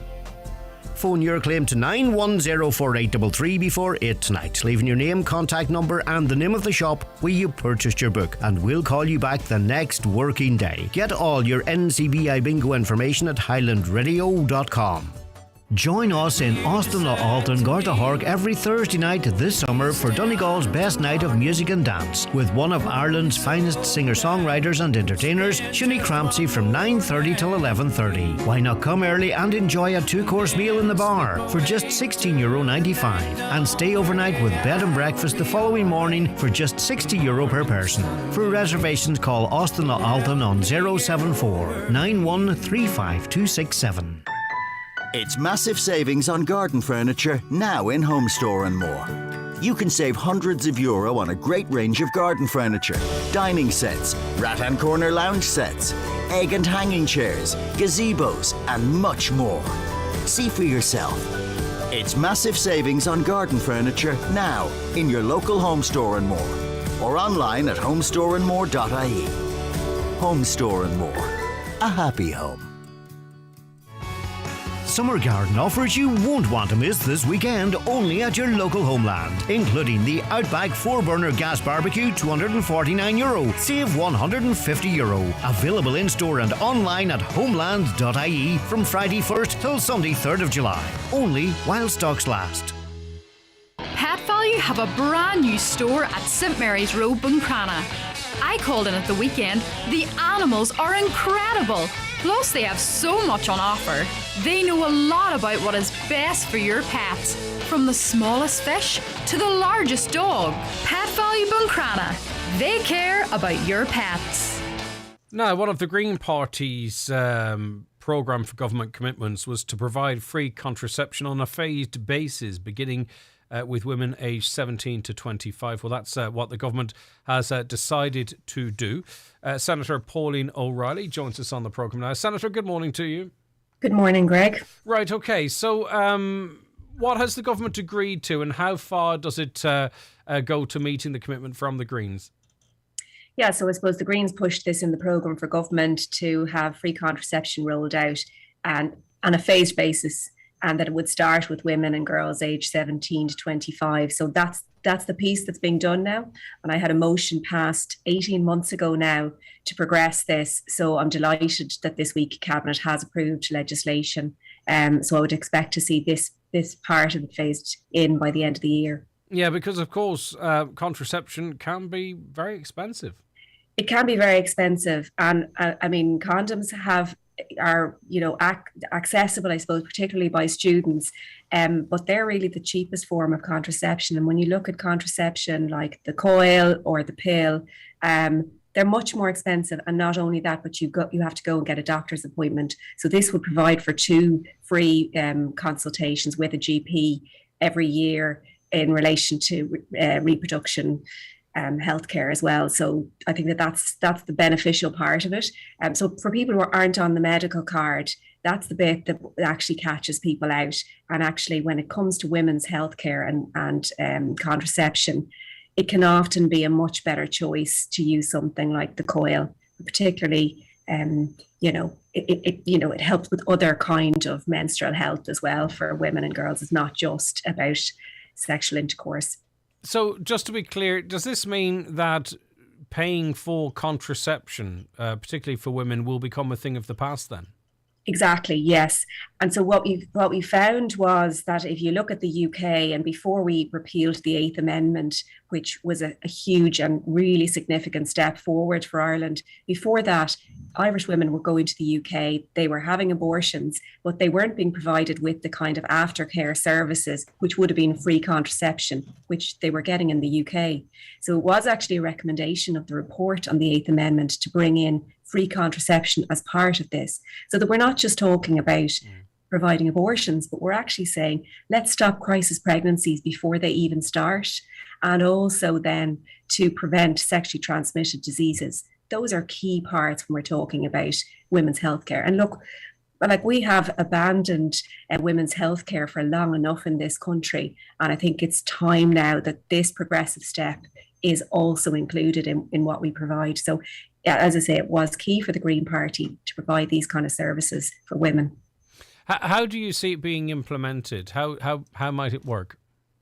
Well, it would be that in the same way as there are free GP services for certain things at the moment, like if you look at smear tests, for instance, they're free for women at the moment. So this is something similar to that.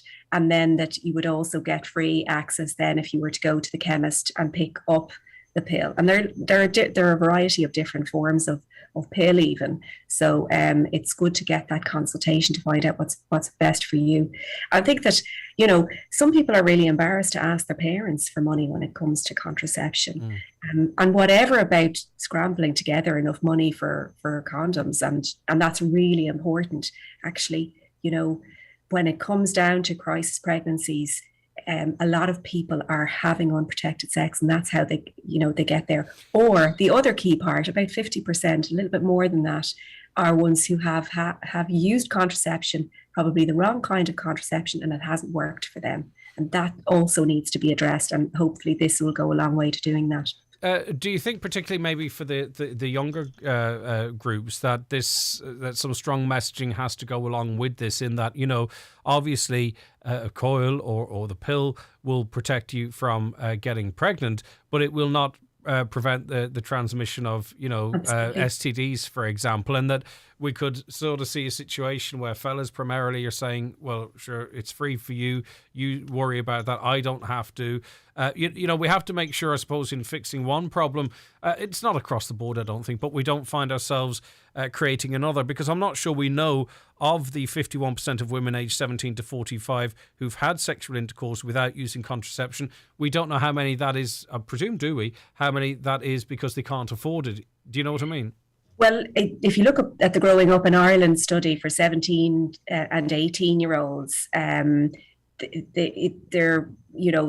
percentage of people who said that they couldn't afford it, it depended on their background, and those who were most disadvantaged were the ones most likely to say that they couldn't afford it, or to have sex. I should say to have sex without using contraception.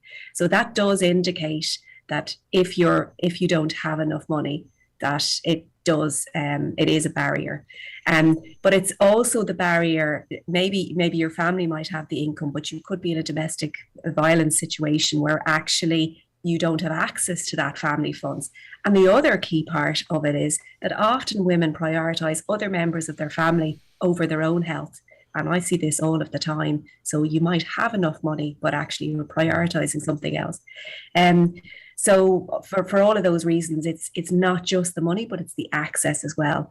But I would say that, that you would have free access to things like condoms as well. And you're absolutely dead right. The messaging is key, that you must protect yourself from sexually transmitted diseases as well. And it's everybody's job. It's not just women's job.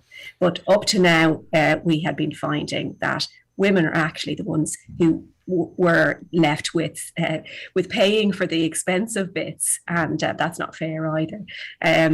So, I think that this is a huge step forward. It's a women's rights issue. It's a human rights issue, in fact, that we provide this kind of contraceptive care. But it needs to be rolled out for men as well. And let's be clear about that. It really does.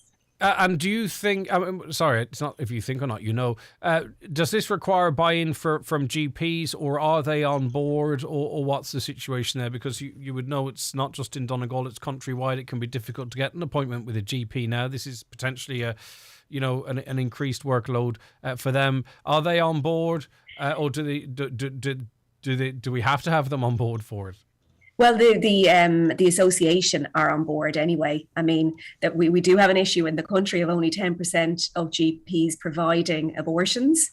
And that's a massive concern, and particularly a concern in rural areas, because if you don't have much access to GPs and the only GP in your area is saying, no, I'm not going to do it, I think that's a challenge. But for the most part, I think GPs have been prescribing the pill anyway. They have been putting in coils anyway. So this shouldn't make any difference to that. And we're talking about preventing a crisis pregnancy and sexually transmitted diseases rather than anything else. So I don't see why they wouldn't buy into it. And pharmacists have bought into it as well. So, and they have been calling for it. So that, I think, is really important to say. Okay, and finally, why just 17 to 25-year-olds in the first instance? Why not across the board? Well, it should be. It absolutely should be across the board. But we're starting with this, as I say, because that's the age group where it impacts on the most. And also, I think it's quite correct to start with women and girls because of the cost. Are you a bit upset with the government not going the whole hog once they had sort of gone this far on it? Well, to be fair, the programme for government does say to start with this age group, and that's what we're doing. And all of the organisations like Irish Family Planning Association, they are on board with this as well. And I've certainly been in close contact with them throughout this. So I think that it is important. Obviously, I would like it to be rolled out to everybody, and I hope that will come in time. Okay, thank you for your time this morning. I appreciate it as always. Senator Pauline O'Reilly of the Green Party there, 08660 25,000, your views there. A caller says, regarding priests giving character references for an abuser, it's very insulting to the victims, especially if the priest knows the abuser has not been a nice person. It turns the victims' families against religion. And whilst he didn't go quite that far, we heard from our legal expert earlier on saying something really quite similar. A young woman was abused at 4 months pregnant. The authorities are too lax and slow at responding to cases like this. Women need protection.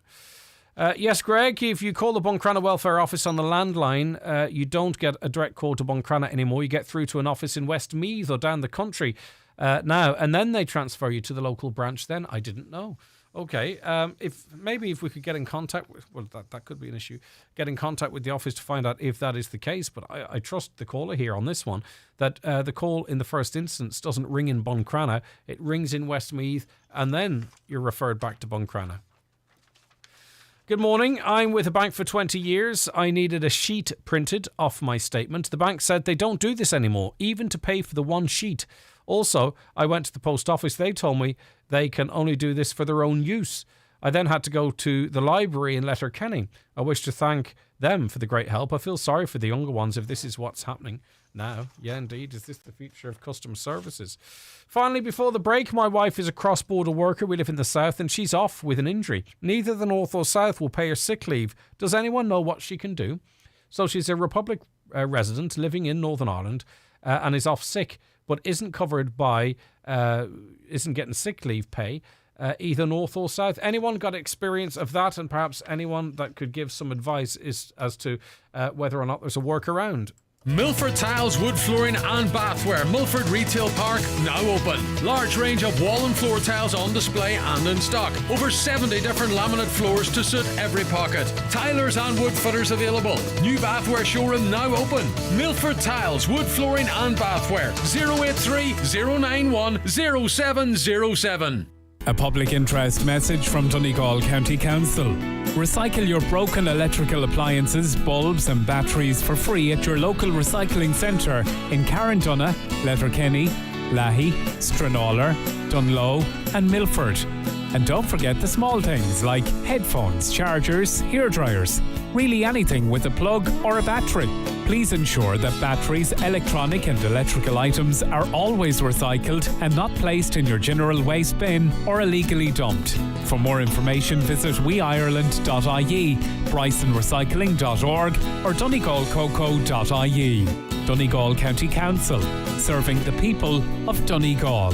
The Lennon Festival Ramelton is back. Pre-festival events this week include on Wednesday 29th at 6 p.m. crab fishing at the Quay. At 7 there's a raft race, followed by a novelty kayak race with prizes galore. At 8 p.m. it's the RNLI display at the Quay. On Thursday 30th the singing pub is at the Purty House. For more information see Lennon Festival on Facebook. I've just had the Eclipse Cinemas experience. Wow, they truly have taken a night at the movies to a whole new level. Amazing recliner chairs, director's lounge VIP room, pizza and hot food served to your seat. Have a glass of wine and enjoy the film on the big screen. Try it for yourself at Eclipse Cinemas Lifford Strabane, where the stars shine brighter. By the way, the pizzas are amazing. You can book your seat anytime at eclipsecinemas.ie. Okay, so new legislation will ban bars and restaurants from using the term service charge unless the money is going directly to employees. As part of legislation to make tips more transparent, any mandatory service charge will have to go to staff. It must be stated clearly where any extra charges are going if the money isn't being treated as a tip. Fiona Dunn, One Movement National Coordinator with ICTU, that's the Irish Congress of Trade Unions, joins us on the programme now. A very good morning to you, Fiona. I can't hear you, Fiona. If you just unmute there, that's no problem. Good apologies. Morning, Fiona. No problem whatsoever. Good morning. How are you? I'm good, thank you. Right, okay. Is this a move that you're welcoming? Does it go far enough? Yeah, it's a broadly positive step in the right direction for workers. I mean, we've been pursuing with the One Galway movement. We've been pursuing tips and gratuities and service charge since 2018. So whilst that legislation was buried in the Leinster House back then, this is a new piece of legislation, and what it does is it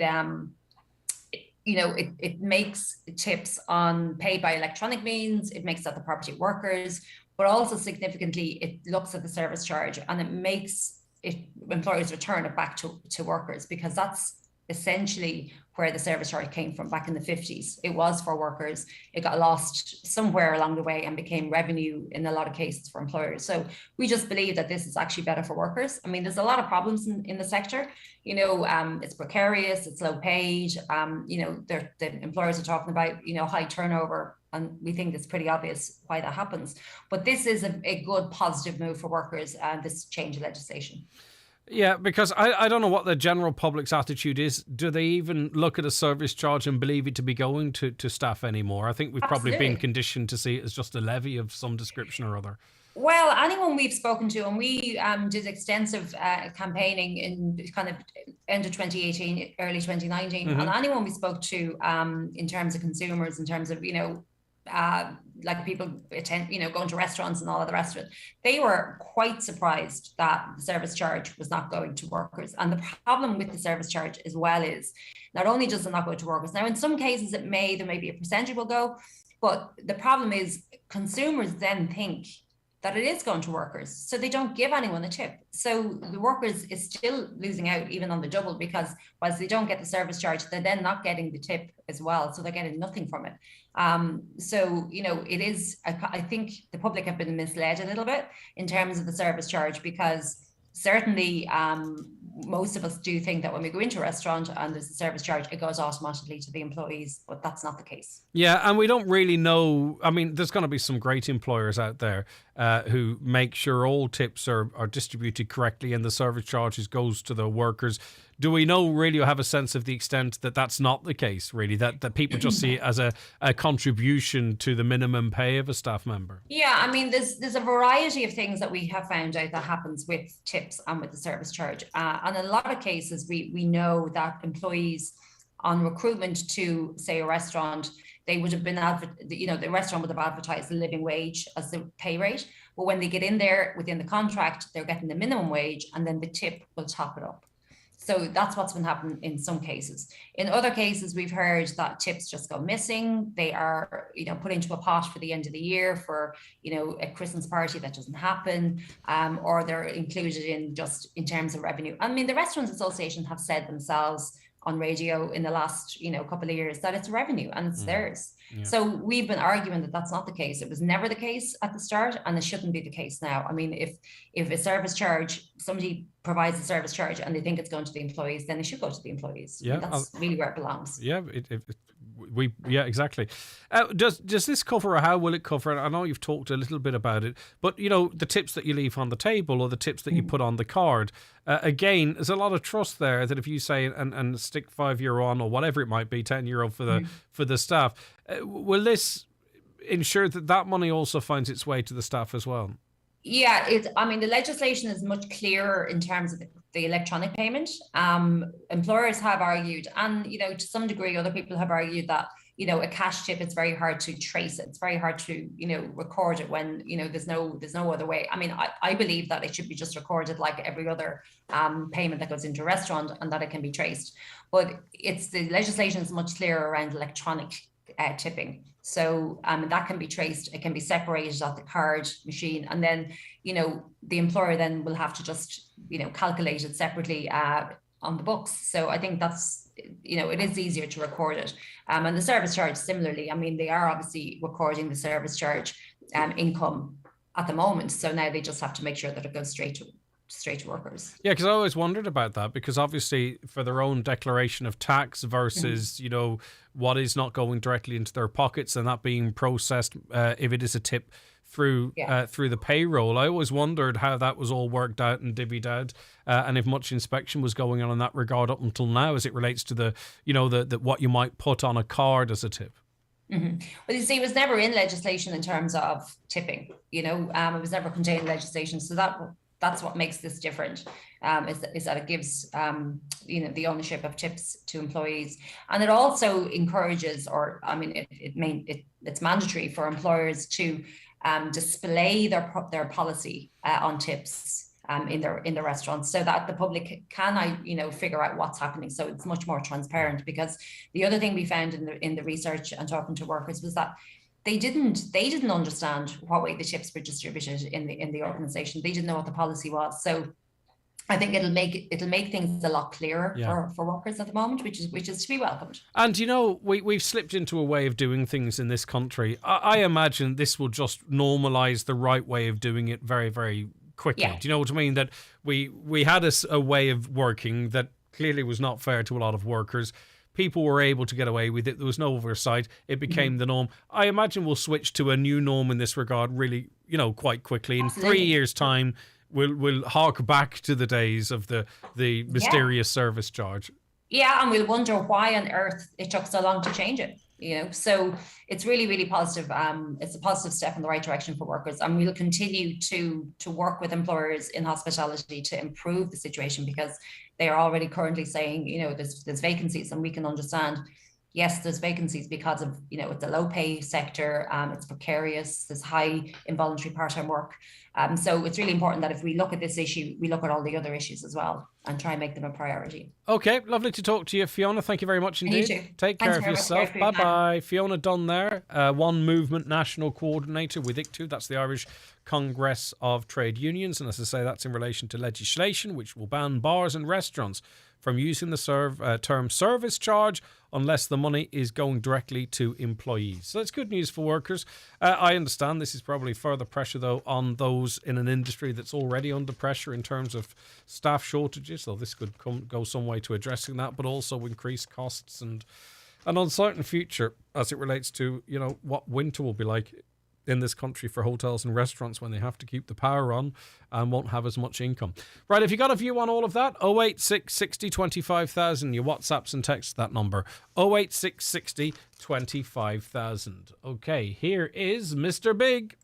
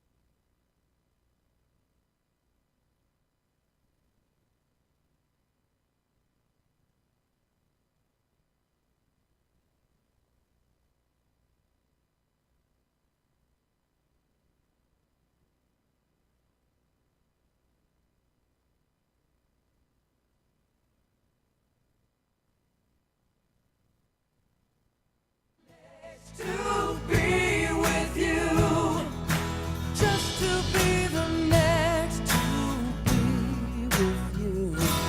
All right, Mr. Big there. Right, we're joined on the programme now by Angus Kennedy, Nature Guide with Nature Northwest. Good morning to you, Angus. How are you keeping? Greg, I'm very good. Good to see you. It's good to have you with us. Right, we're going to talk about a significant event taking place at Glenveigh National Park tomorrow, in fact. Before we do, a caller wanted to know earlier on, where are all the bees? They said there's no bees around. They're used to seeing bees around their house. It's the end of June. Should we be seeing more bees? I'm not seeing many wasps, and as I said earlier on, I'm not missing them either.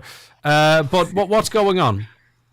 We should be seeing bees, and we should be seeing some wasps. The wasps, to tackle the wasps first, they are busy collecting bugs off your rose bushes, off your lettuces. Don't try and talk them up to me, Angus. I'm not buying that. They're busy trying to make me slap my own ears. Anyway, they're essential as pest control, but the reason we don't see them now is they provide themselves, their own babies provide them with a kind of sugary thing, which stops in August, and that's when we start seeing them and the adults come along. So the wasps are out there, right? But they're busy. We just don't notice them. They're busy doing stuff. Yeah, they're being busy bees, the wasps. So talk to me about the bees then. Where are they? Yeah, and the bees should be in great numbers now, because the new queens that came out a while ago, they're in their nests and they're producing babies, maybe 200-300 babies if it's the bumblebees. The honeybees have their big colonies out there. So if you're not seeing them, that's not so good. We need to help them with providing food for them. If there's pollinator plants, the bees will come. If you've got stuff in flower in your garden, the bees will come. And if we're looking after our ditches and our hedgerows and whatnot, the bees will have places to shelter, because that's the kind of place that they nest. Somebody just yesterday was showing me when they were digging in their compost heap, they found a little bumblebee nest, beautiful little thing with all its wax chambers inside, and they didn't disturb him, they didn't bother him, he just covered it up and they'll be okay. But they nest in the most unusual places around about your garden. But if you're not seeing them yet, it's worrying. There might be something local happening there, because there should be a lot of bees right now. Yeah, and bees are under pressure, aren't they? I mean, we've lost quite a few species of bees all the while. They are threatened, and as you say, they do play an important role, as do wasps. I apologise to any wasps listening. I was only joking. But they, they aren't just a bug. They're not a bug. You know what I'm on about? They're much more than that, aren't they? They're part of the ecosystem. Well, to put it simply, really, 1/3 of the food that you will consume, that I will consume in my life, in your life, is responsible, or bees are responsible for. They pollinate. And not just the honeybees. The honeybees do a lot of the heavy lifting, but the wild bees are essential. Way over half of the farmers' crops. You think of the rapeseed oil that you pour into your frying pan. You think of the tomatoes, that even if you don't like tomatoes, you think of the red sauce on your pizzas. All of that is responsible. So much fruit, so much of the softer veg, so much of the nicer things is there because of bees. So they're hugely important. If we didn't have them, we'd have awful problems. And we know that there's food shortages and all sorts of issues, but nature provides a massive service for us there. And you're right, we've about 100 species of bee in Ireland. Only one of them is a honeybee, so only one makes honey, but they all pollinate. And it is thought that about 1/3 of those will be gone extinct in the next 8 to 9 years. Little by little, their numbers are going down, down, down. But there are solutions for this. We know the problem is there, and we know what needs to be done. We just need to do it, really. All right, let us know if you're seeing plenty of bees around. 086 60 25,000. Now, John Duncan Stewart and Angus Kennedy are inviting you to join them for a special outdoor walk and talk event, which is taking place tomorrow at Glenveigh National Park. And this is all part of the same, really, thing you've just been referencing there, isn't it? It's about our place on this planet and our efforts to stem its decline and even promote its improvement. Tell us what's taking place tomorrow. It's a nice time of the day. It's between 2 and 4 in the afternoon. 2 and 4, and it's been purposely timed that way so you can get public transport and reduce your carbon emissions that way from Letterkenny to tie in with the buses. But at 2 o'clock, we're kicking off in Glenveigh Car Park. This is a free event. Now, you need to book it, but it's a free event. It's been organised by the Changemakers Donegal group, who are an amazing group that raise awareness about climate change issues, both local and global. And it's something that we forget, that global link, because we're heavyweight fighters when it comes to carbon emissions. We emit, as a country, as a nation, we emit more than most countries. And that affects people in other parts of the world, affects people all around the world. And changes are coming. So one of the biggest ways to be able to tackle these changes is to talk about it, to raise awareness so we can figure out and be informed ourselves. So we're meeting at 2 o'clock. I'll be talking about biodiversity and how some of our biodiversity is in trouble and how we can help that, such as the bees. So talk to me, what is biodiversity then? Because, sometimes you do, and you're an expert in this. Like, I wonder if you went up to 100 people on Buncrana Main Street or Letterkenny Main Street, and you said, define biodiversity for me. I wonder how many of us would be able to sort of give, the right response. I know this is going back to basics, so apologies for that, Angus. But when you talk of biodiversity, what are you catching in there? Well, first of all, never apologise for asking those. And I'd say that not just to you, but to everybody that's listening. Because quite often when you get caught up in any kind of field, you can get caught up in the jargon. And when you get used to the jargon, you can forget that most people aren't used to it. And biodiversity, very simply, means biological and diversity squished together into one word. And biological is living things, and diversity is the difference. So if you think of the most simple... or a simple kind of analogy of it, if you have a forest with 100 trees of one species and some kind of disease comes along, you lose your trees. Whereas if you have diversity, biodiversity in that forest, and you have 100 trees but 10 different species and a disease comes along, you're still going to have 90% of your forest. That's the kind of the idea. The more diverse our nature is, the more it looks after us. And the more that it helps presumably then could be, if there's 9 fields, they're being used in different ways. Does that fall into biodiversity? One might cater for, it's more wild, might cater more for nature, another for something else. Is that also biodiversity? Oh, absolutely. If it's anything that's living, it doesn't matter if it's in the rivers, if it's flying in the air, if it's in the soil, it's all part of biodiversity.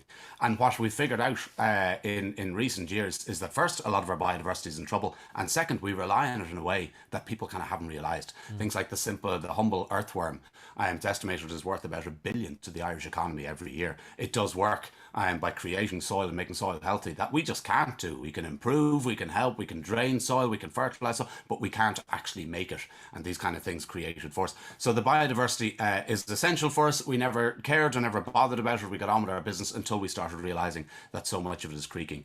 And that's what this event is about. It's about trying to raise awareness and break down the terminology to make it simple and raise awareness of what it is and what we can do individually, but not just biodiversity. I'll be addressing that. Duncan Stewart is an environmentalist and an architect, and he's a very entertaining guy. If anybody's seen him on TV or listened to his talks, he's a great character, and he's a sustainability expert.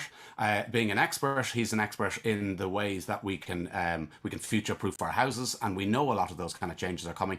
So we're going to have a walk and a talk, and then we're going to finish with a Q&A and a little bit of making action plans, so people will be able to get involved with their own ideas, whether they think we're right or wrong or whatever else they can. And what a setting too. I'm embarrassed to say, I think it was last year or the year before was the first time I was ever at Glenveigh National Park, and I've visited again since. Particularly the staff are fantastic over there, as well as it being, a beautiful part of the world. And I think people are off school now. Most people are off school now. So what an opportunity to maybe visit Glenveigh for the first or second or the 10th time, and also I think this would be a nice thing to do as a family, so that when you go home, you have a different type of conversation about where you want your future to be and what have you. That's completely it. Well, first, as you say, Glenveigh is a sensational place. Second thing to remember is that we own it. If you live in Ireland, you own Glenveigh. If you're working, some of your taxes are contributing to the upkeep of Glenveigh. And the education team there are going to be joining us. The staff, as you say, are excellent. So they're going to be joining us, helping this event run smoothly as well. And it's a beautiful place to go and wander. We'll be walking on the Derry Lahan Nature Trail, which is a trail that not everybody goes on. It's not on the way to the castle, it's slightly different. So we'll be exploring that and looking at some of the habitats. But one of the issues that we have in Ireland, Glenveigh, is a place to showcase nature, to showcase biodiversity as it should be. Habitats are pristine. You've got different types of forest. You've got different types of water areas. You've got or wetlands. You've got different types of bog and so on. But we shouldn't just have little islands that are perfect and then be getting on with the business outside, ignoring our biodiversity, because there's an awful lot that can be done on simple levels. And that's the kind of thing that we'll be exploring. It is remarkable. And Glenveigh is amazing, but it's what most of the country should be, really. This should not be something that you drive in through gates to go and see like it's a zoo. That's much of our land should be set like that naturally. It's what we've done as humans, particularly since industrialization, etc., that makes a place like Glenveigh special. Yeah, completely, and as you say, they shouldn't be. But one of the really important factors is bringing people along. So it's no good if someone like me comes along and says our nature's in trouble, our climate's in trouble, we all need to change the ways that we are. Well, how do we do that? How are we going to get about it?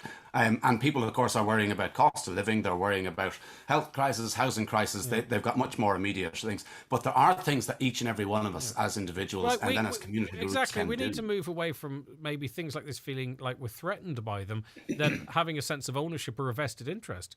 Because if we had, then it'd be like, we'd be calling it, it'd be like, we'd call each other out not in an aggressive Twitter-like manner, but you know what I mean? We should go, well, hold on a sec. Yes, there's a lot going on, but also we've a responsibility here. So as you say, it's about buy-in. And I've said this to ministers, Green ministers in the past for a number of years, that the messaging was too stick and not enough carrot. Yeah, and I'd agree. And over the past, it very much has been that, and quite often caught up with terminology and big words that just turns people off. But it's an issue that is affecting everybody. It's going to affect everybody all the more. Internationally, we've made commitments that we're going to be doing our endeavouring to stick to reduce carbon. The changes are coming are huge. One change that has quite often kind of snuck up on a lot of people. When I would have left school, which was only a few years ago, there would have been no wind farms in Ireland. So in other words, 100% of our electricity was generated either by coal or by turf. Now we don't use turf for generating electricity anymore. There's a very small amount of mostly it's gas, which is still pollution, but it's not as bad. But 1/3 of our electricity in an average month and an average day in Ireland is produced by wind. It's clean energy. Once that windmill is put up, it's clean energy. And that's something that's kind of snuck along in the last 20, 25 years. And that's increasing and increasing and increasing. You can see an awful lot of the efforts that have been made in the towns and the cities around the country to try and make them easier for us to get around and not as car dependent inside our towns, now not getting from town to town. You can see a lot of the efforts and the grants that have been put out there to try and help people insulate their houses a bit more to reduce emissions. All of these things should have a very positive effect for you and I, the individuals. But essentially, people need to understand what it is. And second, they need to be helped along, because none of us have tons of spare cash. None of us have, we can't do it on our own, basically. Yeah, a caller says, can you ask Angus what's happening with bees? They seem exhausted. One is dead. Is this natural? Seen a few over the past months or so. That comes in from Liam. Lethargic bees. Lethargic. At this time of year, the males start to emerge, and certainly some of the earlier species of bumblebee that come out, the males emerge, and the males tend to be lazy characters. When they leave the nest, they never return. They don't have to collect pollen or do any of that to feed the babies. So you'll often see bees at this time of year, and have a look closely. They won't hurt you, won't go near you if you don't touch them. And if they've got a hairy face, and quite often a yellow face on the little bumblebee, that's one of the males, and they'll be lying around on the flowers waiting for their opportunity to pounce and to mate, and that's their role. Whereas the female workers are the ones that are busy. So if you do see a bee just lying about on a flower, let it be. If you see it falling on the ground, lift it up, pop it onto a dandelion, pop it onto a little flower, and it'll find the nectar itself. I don't know if we were talking about humans or bees there for a minute. Where did the blue tit go to? This listener hasn't seen any about in a long time. Yeah, and that is an interesting one as well, because again, something that ties in with both climate, with the way we manage our land, and with biodiversity is the likes of hedgerows, and we talk about them a lot. And the new cap that is going to be coming out next year will have more of an emphasis on hedgerows. And now a lot of Donegal farmers are brilliant. They leave the hedgerows and quite often manage them quite well. But if you can see through a hedgerow, it's not a safe place for the blue tit to go. And so the new cap is going to hopefully address that and help people, aid people, financially reward people to be able to manage their hedgerows a bit better. And at this time of year, the birds have stopped singing because there's more birds than ever before. All those baby blue tits and robins are out there, but they need the hedges to hide in, they need the hedges to forage, because the adult birds are molting, they're changing all their feathers. So it's crucial we protect them for the next few weeks. Yeah, and it goes another example of how these things are reversible with a bit of correct policy and incentive, that you can, reverse things. Right now, how do people to remember that bit? Yeah, for sure. How do people book for tomorrow between 2 and 4 at Glenveigh National Park? I have a URL here, but it's one of those bit.ly/yokes. Can people go to the Nature Northwest Facebook or website and book that way, or where should they go, Angus? Yeah, they can indeed. Thanks, Greg. Yeah, on the Nature Northwest, on my own Facebook page, it's there. On Changemaker's Facebook page, it's there. Or what they can do is they can open the Eventbrite website, because you have to book through Eventbrite, and booking is essential. Open the Eventbrite, so Google Eventbrite on the computer and look for biodiversity and green energy, and you'll see that event, and then you'll be able to click on it. It's completely free, but booking is important. All right, and you can email Myra at inishowen.ie, myra at inishowen.ie, if you want ask any further questions or advice on public transport, and go the whole hog. You can have a real green day all round. Okay, thanks for that. Thanks for the couple of random questions as well, Angus. Look forward to hearing you on John's show in the not too distant future. Thank you. Angus Kennedy there of Nature Northwest. Any reaction? 086 60 25,000. What would you do if you won the lotto? I asked. A caller says, if I won the lotto, I'd give half to the government because they need it. I'm not sure if that's a joke or not. There's another one on the lotto here. If I ever won the lotto, I'd be on a plane out of this country. Ireland has become a joke to live in, and silly Irish people just sit back and take it. The French people wouldn't put up with it. The working man and woman is hammered in this country. Thanks. I suggest you go onto some of the websites in France, trade unions, people's movements and what have you, and see what they think of the way France is being run. But look, where would you go? All right, what else would you do with the lotto? One's going to bail out the government, the other's going to bail out of Ireland. What would you do? 086 60 25,000. Start playing NCBI Radio Bingo today. 3 chances a day, 5 days a week to win daily prizes of €400 plus. Not to mention a weekly jackpot of €5,000 upwards. Books available at your local retailer for just €5 each. It couldn't be simpler. Real money, real people. So how's your constipation these days, Patsy? Oh, I've been taking fibre gel. It's full of fibre, which naturally relieves constipation and helps maintain regularity. Fabulous. My constipation is much more mild, so I take the chewable tablets from fibre gel. Oh. Super convenient. Just pop it in your mouth to make number 2 a little less of a to-do. Mum, Patsy, I am never coming to tea with you again. Fibergel High Fibre Orange Granules contains this. Begula Husk, always read the label. Fibergel Fibre Chews is a medical device, always read the instructions. At AIB, we know how difficult finding the right home can be. The searching, bidding and time that lives behind every sale agreed sign. But when you finally do find the right home, AIB can make the mortgage part easier. With our online mortgage tool, you can manage your application online. Find out more at aib.ie. AIB, we back belief. Lending criteria, terms and conditions apply. Allied Irish Banks plc is an authorised agent and servicer of AIB Mortgage Bank QC in relation to the origination and servicing of mortgage loans and mortgages. Allied Irish Banks plc and AIB Mortgage Bank QC are regulated by the Central Bank of Ireland.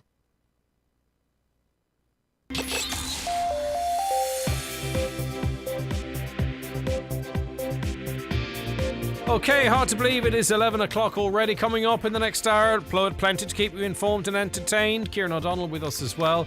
But at 11 o'clock, let's catch a news update and say good morning to Emma Ryan. Thanks, Greg. Good morning. The funeral of a 7-year-old girl who died following an incident at a swimming pool in Spain is to take place in Donegal this week. Emergency services were called to a hotel in Mallorca last Monday. Grace Mary Sweeney of Dunfanaghy was treated at the scene and transferred to a nearby hospital where she later passed away. Her funeral mass will take place in St Michael's Church, Creasla on Thursday. Work is ongoing at Letterkenny University Hospital to increase capacity and staff working hours at the Oncology Day Unit. A business case has been submitted to CELTA to extend the working hours of the Haematology Oncology Day Ward, while the Facilities Department at the hospital are working on plans for the reconfiguration of the existing Oncology Day Unit. Further public meetings are being held this week by the Defective Blocks Ireland Group and Coleman Legal after an increase in effective homeowners coming forward from areas outside of Inishowen. Over 800 homeowners have now signed up to Coleman Legal, who are taking a High Court action on behalf of Mica-affected homeowners. It's emerged a man arrested with smuggling drugs to the man on the trial for the murder of Danielle McLaughlin in Goa in 2017 is a prison officer. On Wednesday, Sergei Goyed was arrested for allegedly supplying contraband to Videk Baguette. A second man, Yogesh Paji, was arrested in recent days in connection with smuggling the drugs. He is believed to be from the same area in Goa as Mr. Baguette. The manager of Donegal Domestic Violence Centre says legislation governing domestic abuse isn't the issue, but rather the implementation of it. Yesterday, Justice Minister Helen McEntee announced that sentences for domestic abusers is set to double to 10 years as part of a €360 million plan to tackle domestic, sexual and gender-based violence. And finally, 31 cases of romance fraud costing victims more than €800,000 were reported in Ireland in the first 5 months of the year. Gardaí are warning the public of romance fraud, particularly those who meet their partners on dating apps and social media. That's all for now. We'll be back with news again at 12 noon. Okay, Emma, thank you very much indeed. Back with more after the break. Get ready for your holidays with the best brands in fresh new summer colours. Kids clothing for all ages, boys and girls. At Brian McCormick Sports and Leisure. Adidas Turo 21 t-shirts and shorts. Match it up with some graphic tees in bright new colours. Under Armour Girls Logo Range. T-shirts and shorts with matching hoodies and crop leggings. Nike Pro jackets for girls with matching tees and shorts. In store or online. Click and collect on bmcsports.ie. Mr. Blue Sky, please tell us why. The Lotto jackpot is an estimated €5.5 million. Play responsibly, in-store, in-app or at lottery.ie. The National Lottery. It could be you. Are you switched on to your energy rights? If you're worried about rising energy costs and are having difficulty paying your gas and electricity bills, you should contact your supplier. Suppliers are required to assist customers in genuine financial difficulty and can put in place payment arrangements to help you manage your energy bills. If you qualify as a vulnerable customer due to health, age, or for other reasons, you can register with your supplier for additional protections. Switch on to your rights and visit cru.ie. Brought to you by the Commission for Regulation of Utilities. Hegarty's Auto Body Repairs in Letterkenny have been keeping cars on the road across the northwest for the past 50 years. Hegarty's are the only Ford-approved body shop in the northwest, but repair all makes and models. Paintless dent removal, windscreen replacement and restoration work.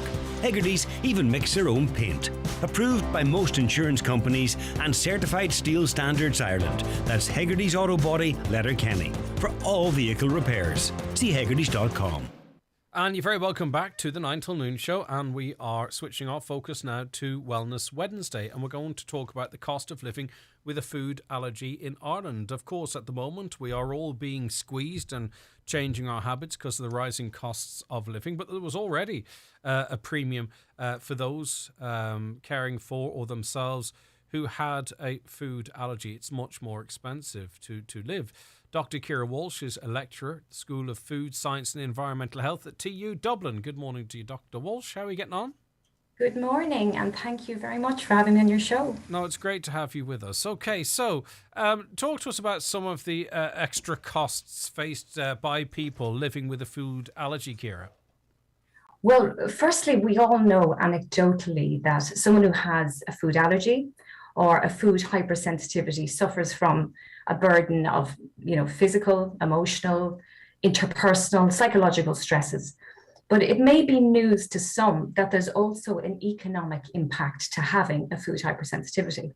So we were looking at reports from different countries across Europe, US, which suggested that there was a significant impact with regard to financial costs with having a food hypersensitivity. So myself and the team at TU Dublin, my postgraduate student, Eliza Dimla, Queen's University, NUI Maynooth, Galway, London School of Tropical Medicine, a whole bunch of us got together to investigate this for Ireland. So we looked at both the north and we looked at the south, and we seen that there was very high costs associated with healthcare. So that was one of the main drivers. Also, food costs. So if you're buying gluten-free food, you had much higher costs. And in addition to that, there was very high indirect costs. So these are the ones that we don't really think about. So the costs that maybe aren't immediately identifiable. So your lost time reading food labels, preparing food, days missed from school or college, or lost earnings maybe from attending that visit or hospital stays. So these all added up. And together we found that food allergy ranged from €1,400 approximately for a child up to €1,600 a year annually for a food allergy sufferer. Now that's additional cost. In addition to that, we saw that celiac disease could be anything from €400 up to an extra €1,000 a year, and food intolerance from about €70 up to €500 a year. How much of that, say for instance the €16,002 figure, how much of that even roughly would be as it relates to just more, the products being more expensive? Well, there's a lot of research in the UK that says that, things like your gluten-free bread, your pasta can be anything from 70% up to 400% more expensive than the gluten-containing conventional counterparts. So we did know that gluten, I suppose, when it comes to gluten-free foods, that there's a lack of availability, sometimes a lack of micronutrients, and it just doesn't have the same kind of nutrient composition. But we did know there was higher costs. But food shopping tended to be anything between, I suppose, for someone with celiac disease, we were looking at food shopping up to, say, 200 up to 400 euro, up to, when it came to children, it could be up to 1,000 euro more. Now, in the Northern Ireland, we even got higher figures than this again for when we were looking at food costs, particularly around children. Like, is that justified, or is it, a bit of gouging that's going on? I mean, these companies, even if it costs more to produce them, you'd think as an act of goodwill, they could try and absorb some of those costs and spread it across their product range. I mean, has there been any analysis, I wonder, not part of your analysis necessarily, Ciara, of, are companies just, is it a bit of a cash cow for them, or are there generally genuinely more costs for producing gluten-free or celiac-friendly foods? Well, it's a very good question. And there's definitely a perception among consumers, and particularly those with food hypersensitivity, that as soon as you put a gluten-free label on something, that the cost goes up. Now, we're also dealing, of course, with food products that naturally do not contain gluten. So part of our study here additionally looked at, I suppose, intangible cost of quality of life, if you like, effects of this study. And for that, we did in-depth interviews with people who suffered with food hypersensitivity.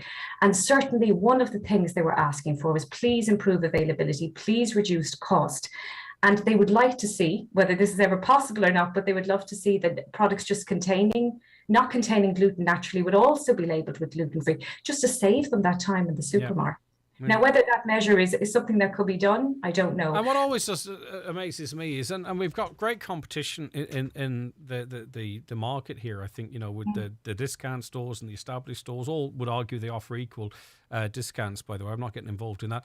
But none of them go, right, there's actually an opening here that we can have a barcode that can be scanned, or something that makes it really easy for the consumer to determine what they're buying, what it contains. I can't understand why they haven't said, right, the writing on the back of this stuff is tiny. It can be really confusing. As you say, it takes up time. How efficient would it be to have people moving through a store more quickly with a better customer experience? Like, how come none of them have looked at that and thought, right, rather than us being campaigned to do something, why don't we be proactive and do something? It'd be really interesting to see what results it might produce. Yes, there's certainly, I suppose, areas to develop in this space. And what we've provided here, I suppose, is evidence that there's more could be done. There's more could be done to support people with food hypersensitivity. And certainly from our interviews, there is a call for people with food hypersensitivity are asking, I suppose, the supermarket trade or retail trade or caterers for more public awareness of their condition. Like, there is potentially, I suppose, measures that could be taken, even with your online shopping, whereby you could maybe have a filter to filter out things that contain gluten. And of course, that would all have to be based on the fact that we need to keep that up to date with any changes. Yes, but one person doing that at a certain point means that thousands don't have to do it behind them, if you know what I mean. Like, because what we're doing is we're going around individually doing this. And also, Ciara, I imagine too that there is, it's a broad church. There's scales of people's food intolerance and how it might impact on them. Mm-hmm. I imagine some people are putting maybe the rest of the family or heat or something else ahead of their condition. For example, they are accepting a certain level of poor health rather than having to burden these costs. Maybe they don't have the time that you talked of earlier on. No, I absolutely agree. And there is a lot of evidence around the severity of condition versus the quality of life impact. Now, we did look at this in detail. We used models that would be used for healthcare, standardized models. But certainly we found very strong evidence, so we'd say significant evidence, that if you have a condition, a food hypersensitivity, any of the food hypersensitivities, I will say, so we're talking about food allergy, celiac disease, or food intolerance, that you suffered pain and discomfort to a significant degree, quite often, and also anxiety and depression. So we've seen pain and discomfort in the children We've seen pain and discomfort in adolescent groups, and we've seen pain and discomfort in adult groups.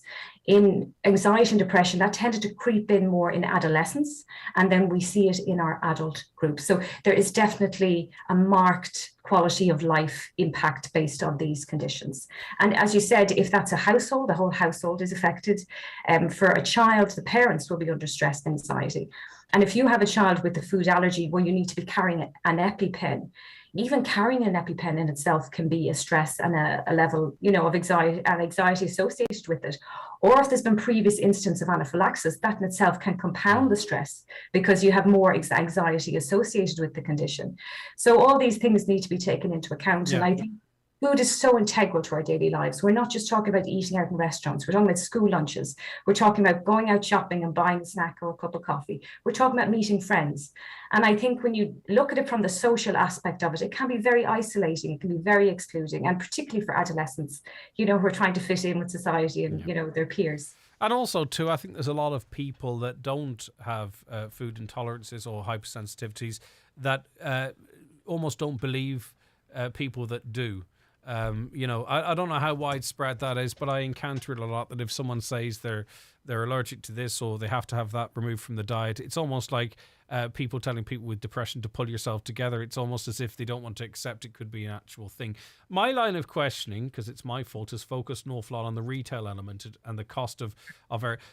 And that's out of our control to some extent, because that's up to the private sector to do what they want to do.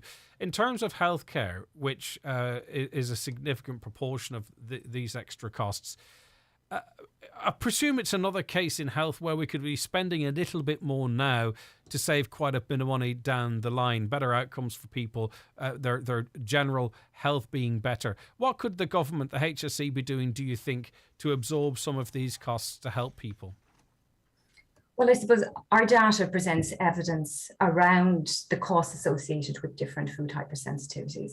And we have split it up into costs borne by the individual, so that we can almost definitely say these costs are borne by someone with food hypersensitivity or their family. So your food shopping, your travel, your private health insurance, your days missed from school, college, etc. And then we've also got the healthcare costs.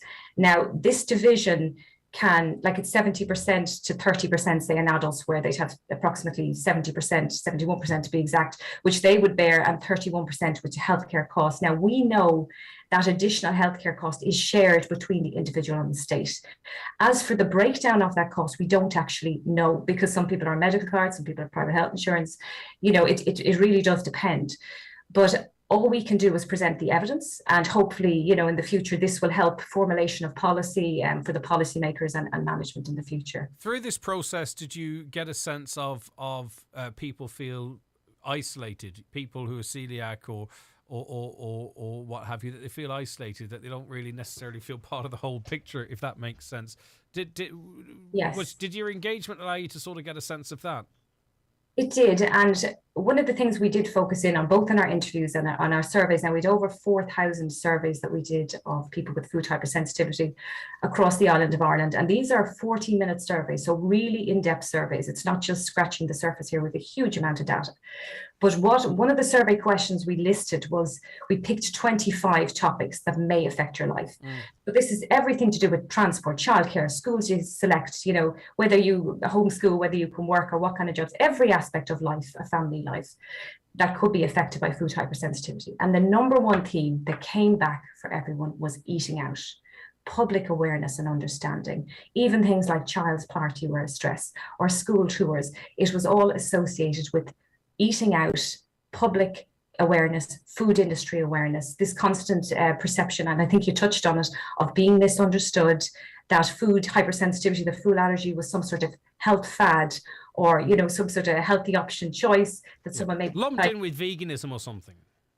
Yes, I don't mean that as if veganism is negative, but the same people that might go, how do you know that a vegan's a vegan, is because they'll tell you, might say the same thing about a celiac or someone who eats a gluten-free diet. It's lumped into that space, and they're viewed negatively by a lot of people. Yeah, so the choice is obviously removed from the equation if you have a food hypersensitivity. You have a very stringent prohibitive diet. So things that we're advised to eat, myself included, as someone who doesn't have a food hypersensitivity, we don't have the same burden. We don't have to, we can eat healthy foods that are recommended to us. Everything is restricted and prohibitive for someone with a food hypersensitivity. And of course, we're dealing with varying degrees, but there's always that concern about inadvertent contamination, that cross-contamination eating out. And sometimes we're talking about peanut dust, we're talking about micro amounts of a particular allergen. And you touched on it earlier, whatever about us as adults, expressing our frustrations. If you have children, it's another level stuff, isn't it? Because... Yes, they're definitely. And I think as well for children in a school setting, and we did write a lot about this in our report in the educational setting, that there can be that feeling of isolation. We discussed things like buddy systems where maybe there could be a support for a child. We also looked at things like an auto-injector pen in public places. So, we're used to defibrillators in public places. So could we consider having something like an EpiPen or an adrenaline pen in, say, creches, in, say, schools or environments where maybe they, could be used? Now, there is a lot of logistical difficulties around that. It's just proposed as an idea. But certainly there's towns in Canada that are trying this, that are, there is case studies there. And it would need to be replaced every 6 months. It would need to be managed. It is a medication, prescription medication. So there is all sorts of issues around that. We're not saying I think, if we changed our attitude as a society, a lot of these problems would be addressed. In that, I think sometimes what we try and do, and when I say me, I don't mean me, but we try and pander to the majority. So in other words, if we can keep the majority or a certain cohort of people happy and okay and everything's okay for them, well then, people with other issues, we can address them as the campaign or make an awful lot of noise. Like if we were more inclusive and actually had a society whereby we didn't have to argue to fix these things, it would all be really quite manageable. The stuff that you talk of there about EpiPens and the maintenance and all that type of stuff, we could do it, if we wanted to. It's just a case of someone saying, right, you know what, this is the right thing to do. There might not be many votes in it, but we're going to do it for this very important group of people who need it. Yeah, I think it would be great if it was something that could be considered, particularly like public places would be fantastic. Obviously, places like shopping centres but certainly schools and creches could be, a consideration. Like another part of our study was to have a look at prevalence values around Ireland. Like what are we looking at with regard to percentages of food hypersensitivity? We're looking about, say, 3 to 5% of the population with food allergies, 5% in children, 3% in adults. And I'd say conservative figures around food intolerance in general. So our food hypersensitivity could be up on 15% of the population. We're only picking out, we only know what we know. Like, and there's people who are living their entire lives with these conditions, presumably. Where can people, Ciara, get full access to the report? I think people make it for interesting reading, but I think reports like this, we just don't want people with hypersensitivities to view it. You want everyone to view it. Where can they access it, Ciara? The report is on the Safe Food website. Now, it's a huge report, 300 pages, but there is... I'll just go straight to the highlights. There is recommendations, there is summaries. We have done cost analysis. We have done, as I said, intangible life quality analysis.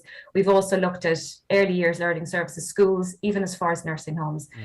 So it's quite extensive. There's also interviews in there. There's, nearly 80 interviews with people. So, there's a lot in there to be looked at. It really is, yeah. Over 4,000 people interviewed, which is far and away what you might have for a national general election poll or something. So it really is it's really quite impressive. Thank you very much, Dr. Ciara Walsh. I appreciate it. Yeah. All right, take care of yourself. She is a lecturer at the School of Food Science and Environmental Health at TU Dublin. Appreciate her time this morning. As a retailer, the price of buying in the allergy-free food is very expensive. There was no returns on it to the supplier. It was specially packed. It ended up being binned because it was too dear for customers to buy. There's a bigger cost than people don't see. It's not the retailer. I don't think for a second the retailer's putting any money on it.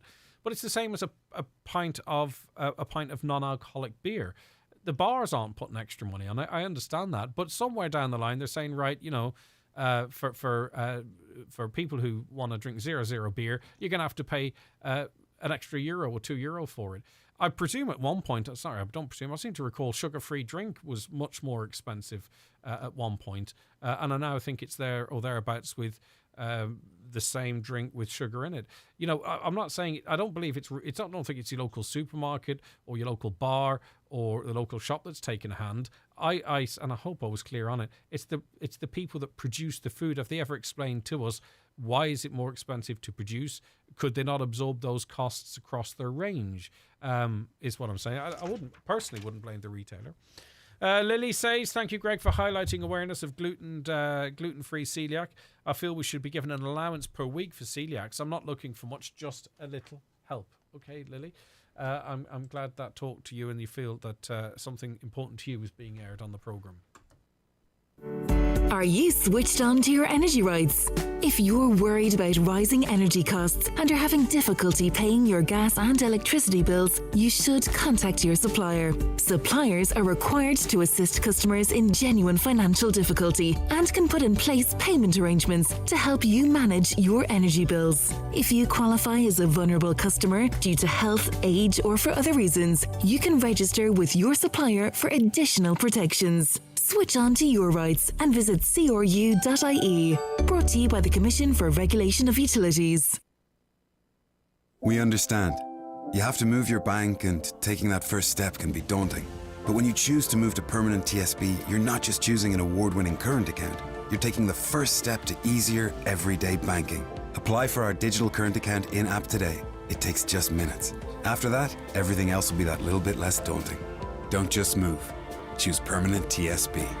Application in your sole name for over 18 personal customers and residents of the Republic of Ireland only. Qualifying criteria, terms and conditions apply. Permanent TSB PLC is regulated by the Central Bank of Ireland. Newly engaged and searching for the perfect venue, the 4-star and Courage Hotel Gweedore is gaining popularity as Donegal's leading wedding venue thanks to its reputation for excellent food, beautifully upgraded ballroom and idyllic location on the shore of River Clady with the majestic Errigal Mountain providing the perfect backdrop. Start planning your wild Atlantic wedding with a private viewing on 07495 32900 and discover our newest wedding packages. And Courage Hotel Gweedore, part of the Gallen Hospitality Group. Getting value on your shopping has never been more important. That's why at Super Value we have great offers like Super Value Fresh Irish Fillet Steak save 33%. Selected goodies like Cadbury, Nestle and Robinsons, any 3 for €4. And get new weekly money off vouchers on the Real Rewards app. For low prices that compete with anyone, it's got to be Super Value. Forward Emphasis International, based in Mallinhead, are recruiting for their IT, training and customer service teams, with both in-office and hybrid opportunities available. Experience in contact centres or insurance services is desirable but not essential, as full training is provided for customer service roles. Please visit their website www.forwardemphasis.ie and apply via their careers page. Okay, I'm not sure if you were affected by it yesterday. I hope you weren't, but there was an outage yesterday in the the 999-112 emergency number service yesterday for about an hour and half. About 260 odd people were affected. I think BT have a contract to run that, but I don't believe that's connected to the story we're talking about now with Sean. Hi, Sean. Hello, how's things? I'm okay. How are things with you? Not too bad. We have our son here. He's 14. He's autistic, special needs, non-verbal. He took an epileptic seizure here last night at 9:30. We rang for an ambulance at 9:33. First of all, we're told it'd be 30 minutes before it'd be there. Then it ended up being just about an hour. They came here. They told us that there was a delay on A&E.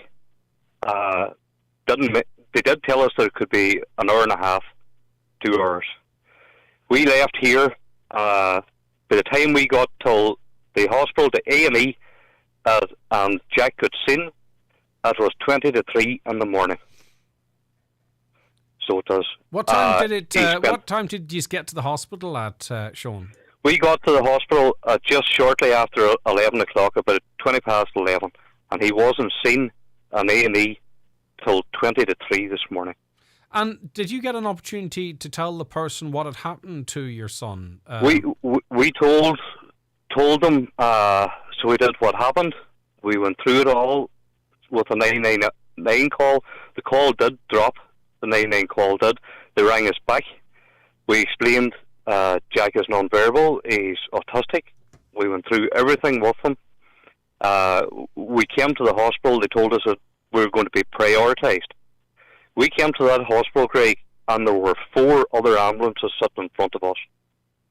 So it was. Jack cannot take, as all autistic children can't, you can't explain to somebody that doesn't understand that they're going to be sitting strapped in a bed for 3 to 4 hours. When we got Jack into A&E, he was that badly distressed, so it does, that we ended up that we had to bring him home at about 4 o'clock this morning because they were scared he was going to take on another seizure. Really and truly, the hospital's a disgrace. So I'm not on here to give out. So you were sent from the hospital home because the home would be safer because the hospital might trigger a seizure. That's right, because he was that badly distressed. He spent. Look, he didn't understand. You sat in an ambulance for 3 hours. Do you see? As bad enough somebody that understands how long they have to stay in an ambulance, you can explain to them. But a child with special needs has no idea. I'm not on here today to give out about an ambulance driver or the doctors and nurses in Letterkenny Hospital. They were 100%. They went over the top in every way, shape and form, especially the ambulance drivers. Couldn't be better the paramedics. But it was a disgrace. So it was for not alone our child, but for every other person that had to go into A&E. I spoke to one woman that was there for 8 hours yesterday in A&E. She was scared to get up to go to the bathroom in case she missed her slot. No matter what way you look at that there, that woman spent a full working day sitting on a seat without being seen. Did your son get assessed or diagnosed? He got assessed. So he did, yeah. So it does. This is probably his 4th seizure in a year. So it does. And they're going to get back in contact with us today and tomorrow to get to the bottom of it. So it does. Really and truly, what I'm ringing about today is the mess in that hospital. That was unbelievable. If we were prioritised, imagine what the poor critters that had to sit there that weren't prioritised before our son. How long are they sitting there? That was a disaster. I mean, obviously, you have all gone through an awful evening and the stress and everything for Jack, having already gone through a seizure. But for that experience, how is he today? Is he okay? He's okay. He's a bit stiff and sore after coming through the seizure. So he does. He's up and at himself, like so it does. But how long is it going to be, or what has to happen on Donegal before somebody will man up and try and sort that hospital out up there? So it does. There's people on dire distress in waiting rooms up there to get seen and can't be seen. That young lad is 14 years of age. He's damn as hell near 6 foot tall. He's a big lad, and for him to spend 3 to 4 hours strapped to a bed was unbelievable. So it was. It was unbelievable. Never mind going through the trauma of everybody that he looked at standing with masks on. I understand they have to wear masks, so it does. But he could have been brought to a room where we could have settled to him to get other treatments done, and it wasn't there for us. It wasn't there for anybody in my eyes last night. Okay. Definitely wasn't. Well, I'm sorry. And I don't think I'm the first caller that ever called to your station to give out about the hospital. No, we talk about it regularly. We yeah, I know you do. Yep. All right, Sean, I'm sorry for everything you went through. Now you're faced with, obviously, you want to get to the bottom of what's triggering these seizures. But the seizure in itself is stressful enough. You're dreading that, but dreading what's to follow once you ring that emergency number. Well, we're just below Buncrana here, heading towards Kilmoney. I wouldn't like to have to wait on an ambulance in Mallinhead if it took over an hour to get as far as Kilmoney. So that, I'm not running down the services there. They're there. It's the hospital that's the problem in my eyes. No, you've been fair in that regard, and that point came through as it relates to the likes of the ambulance staff and the other staff. That came through loud and clear, Sean. It's the environment that they're working in and the constraints on the services they can provide. All right, Sean, listen. Because Jack actually, there's only a special type of bottle of water that he drink out of. and we couldn't get one in the hospital. And that ambulance driver there, she bought the bottle, and I wanted to pay her for it, and she wouldn't hear tell us. She said we went through enough. Like, she was very, very decent, both of them were. So it was, and so was the doctors. But like, really and truly, Ray, it's unbelievable what's going on in that hospital. Yeah, I think anyone who's gone there, and I speak to people all the time, mostly on air and off air, Sean, and the horror stories that you hear, the experiences, and it could be, in your son's case, it could be older people. It's just shocking, but you only really get a sense of it once you've been there. I know that, but once you're waiting for 8 hours to be seen and you're scared to get up to go to the bathroom in case you must have been called on, it doesn't say much for the type of our healthcare at this moment in time. All right, Sean, listen, best wishes to you and Jack and the rest of the family. And No bother. Okay, Thanks very take much. care of yourself. All right. 08660 25,000 there. Right, coming up shortly, we'll have business news and a preview of the Business Matters podcast from Highland Radio with Kieran. That's coming up shortly. I just want to run through some of your comments that are coming in. Greg, I refuse to pay a service charge and tip a server. It has never been a problem, and now the tip is going to the correct person. How do you... I mean, the service charge, what happens is say, for instance, a burger is €10. On the menu, it says €11, and then at the bottom, it says prices include service charge. How do you avoid paying the service charge in that instance? Text us or call us back. Let me know. 08660 25,000. A caller says, is the Catholic Church advertising buses scheduled for the Rally for Life protest in Dublin on Saturday? Do they not agree with democracy and what the referendum brought? I'm not sure. I haven't come across any of that, to be honest with you. Hi, Greg. The G7 are going to put a cap on the Russian oil. OPEC and all other companies are releasing more oil now. They collectively held back their output and put up the prices, and that put the price up on the consumers. This is according to the New York Times. So hopefully the prices will come down now for us all. Listen, the price of oil has often been about supply and demand, and that is controlled, and it's always been the case. You'll have heard me on this programme in the past when we were complaining about paying $1.60 for a litre of fuel, that they could switch the tap on and bring the price of oil down, but they didn't. So hopefully we see a reduction in that regard. It seems from the conversations in Europe yesterday, and I'm not sure if they'll bear fruit, I hope they do, is that the governments are determined as much as they can to try and cap inflation. And obviously there's a balancing act between that and the blunt instrument of interest rate hikes. But there is a general sense, and as I say, we'll have to wait and see, that inflation has peaked, that we are at the peak of inflation or very close to it at the moment. We've also been asking you what you would do if you won the lotto. A caller says, if I won the lotto, I'd fill my car with diesel. That's how bad it's got, folks. Most of the money would go on a tank of diesel. Another, I always dreamt of walking into a bar and saying, drinks are on me. I did that once, but it was just me and the bartender. Still cost me £4. I'm not happy to this day. They don't call me tight for nothing. If I won the lotto, I would share with my family and share with the Oncology Day Services Unit and Donegal Hospices, two charities close to my heart. That's lovely. Greg, the stereotype about winning the lottery is all about lying beside a swimming pool all day. How long would it be before you would be bored out of your head? I would say at least 20, 25 years. No, I wouldn't. I mean, if that were the way I were going, like you would travel all over the place, wouldn't you? You'd go and do it on different beaches and all. But I like, and it keeps me sane as I am, I like the day-to-day grind, you know, that routine. I think if I had nothing to do with my time, and I even see that 3 days into a holiday, I would. It suits me. I would have to keep pretty much, and I'm sorry to say this, folks, even if I won the lotto, I would probably still turn up for work because I like it, and I feel like I'm doing something, and it feels like I have a routine, and I think I would be, you need that. It could be this job, it could be any job, but you know what I mean.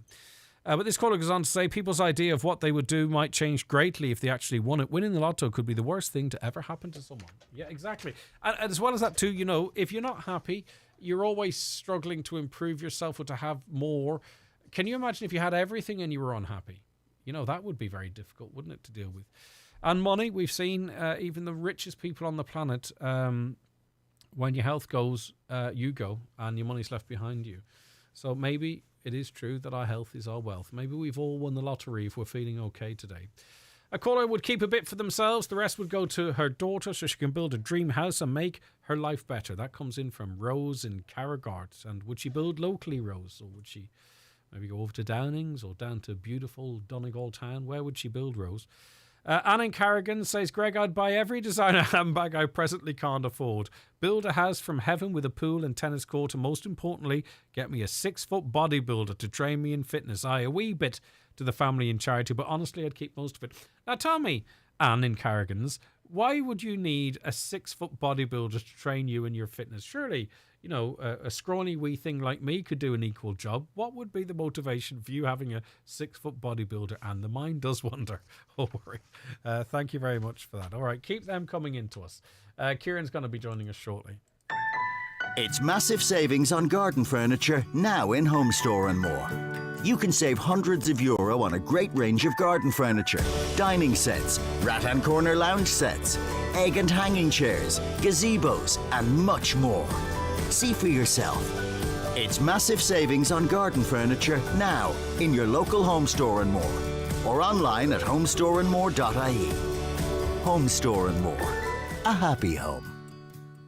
At Cooney's Home Interiors, we pride ourselves on offering you the very best in choice, quality and value on all home furnishings. Treat your home with a visit to Cooney's today and choose from our large range of suites, tables, beds, not to mention our large selection of home accessories. Our motto is, if you see it, you can buy it, and we will deliver it to your door. Cooney's Home Interiors, Letterkenny Retail Park. Style and perfection at incredible value. This is not just a pizza night, this is an M&S pizza night with the €14 meal deal. Choose 2 pizzas and 2 sides to create the perfect combination for the family to share. €14 pizza meal deal, now at M&S. Offer on selected products, see in store for details. Donegal County Council, in association with Bryson Recycling, are holding a half-price bulky goods event at Carrandonna, Milford and Stranora Recycling Centres from the 20th of June to the 2nd of July, during site opening times. For more information and opening times, visit donegalcoco.ie or call the Council on 074 9153 900. Business Matters, in association with the Faculty of Business at ATU Donegal. The part-time Level 8 Honours degree in Business is delivered through a mix of online and face-to-face lectures. Email execedbusiness@lyit.ie. That's execedbusiness@lyit.ie or call 9186206. Okay, we welcome into studio now Kieran O'Donnell. Kieran, how are you getting on? Good morning, Greg. It's good to have you with us. All right, okay, we can hear you now. Let's start with a bit of news. Recognition, national recognition indeed, for Ramelton. Yeah, as the project for the regeneration of Ramelton, they were the winner of the Urban Design Prize, and they were commended for their sustainability category, and that was at the RAAI Awards that were held on Thursday night. Almost 150 entries, Greg. So the project was about the repair of 12 rundown or disused buildings. I've actually been in Ramelton recently, and the transformation has been really, really good. So look, it's a big boost to Ramelton. It's an old heritage town, as we know, and just looking up at something else there last night. It's the site of the oldest Presbyterian church in Ireland, which I wasn't aware of. There you go. You learn something new every day on your travels. Prices going up in Donegal again. Yeah, well, up 19% compared to the second quarter. Prices. This is asking. Yeah, asking price. That's according to daft.ie. So the average price for a house in Donegal now, Greg, is €200,000. And the average price of a house nationally is €311,000, and that's up 10% compared to the second quarter of last year. We're coming up from a lower base, though, and that still is the case. So a 20% increase, obviously, it's great. Everything's relative, as you say. I suppose the other thing I got thinking about, in terms of homes to buy nationally, Greg, less than 12,500. And I know you've touched on it in the last week while in terms of census. 166,000 vacant dwellings in Ireland, and 35,000 of those are rental properties. So it'd be a good place to start in terms of trying to fix the problem, wouldn't it? Yeah, it is. But I think the CSO themselves are at pains to say, please don't take 166,000 vacant houses as 166,000 vacant houses. I was reading briefly through the report because I think they're afraid that those figures being misquoted, that there's a lot of caveats in there depending on who was there and whether people protested the you could have 20,000 people said stuff it, I'm not getting involved in the census because they're going to know my private information. So it's Yeah, look, that's the point. But the other thing, I mean, you don't have to walk around this town and a lot of other towns and Donegal to see that there are a lot of properties here. Look, they come into a few categories. You either repair them, just turn them around very quickly, or you topple them. But you don't leave it the way it's going to be. I get you. Okay. Right, CEO change of mind deadline. Yeah, the Leaving Cert students, I'm sure, have breathed a big sigh of relief after finishing up yesterday, I think. So Friday, July the 1st at 5 p.m. is the deadline for students to make their final changes to CEO choice. ATU Donegal have been in touch. They are promoting a lot of the courses that they have, Greg, in terms of student experiences and what the courses detail and the range of courses that they have there at both Killybegs and Letterkenny. So they're short and they're slick and they're informative, and look, that's a good way to see what life is going to be like at ATU in Donegal if students are considering coming here. All right, so our Leaving Cert students finished yesterday and now can immediately start worrying about trying to find and pay for rental accommodation if they decide to go I heard the caller from earlier on. It's a thing I hadn't actually thought of. That's going to be a whole new or a whole different challenge for people, along with getting their place at whatever chosen college or Well, in course. the last 3 years, that lady, that girl, woman... She was fourth year, wasn't she? Yeah, €80, year 2, €100 year 3, and €135 per week going into year 4. That's student accommodation. Now, incidentally, I think we had at least one call from a listener that might be able to help her out, so that's good. We don't blow our own trumpet here, Kieran. No, but look, listen, it was good thinking on our own part, and it was good to get the form to get herself sorted, so fair play. All right, okay. Now, there's an in-person event taking place, the Donegal Women in Business Network behind it. Yes, the first in-person event since March 2020 has been held by Donegal Women in Business Network, as you say, this evening between 6 and 8:30 in Keys Hotel.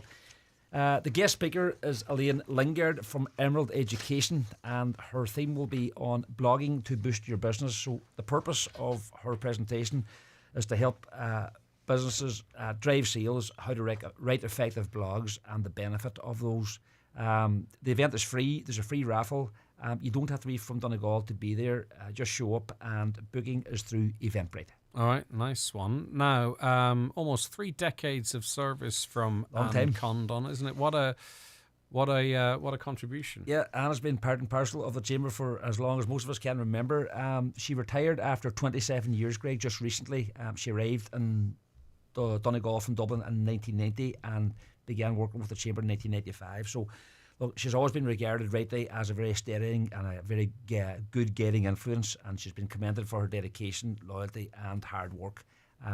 She's also involved in Letterkenny Tidy Towns, Letterkenny Golf Club and Northwest Tay. That's what I was going to say. There's some people that retire. Yeah.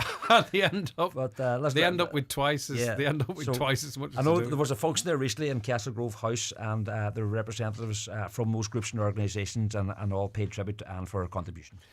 Lovely stuff. All right, stay with us. Coming up very shortly after the break, in fact, we'll get a preview of what's coming up on this week's Business Matters podcast. Donegal County Council, in association with Bryson Recycling, are holding a half-price bulky goods event at Carindonna, Milford and Stranraer recycling centres from the 20th of June to the 2nd of July.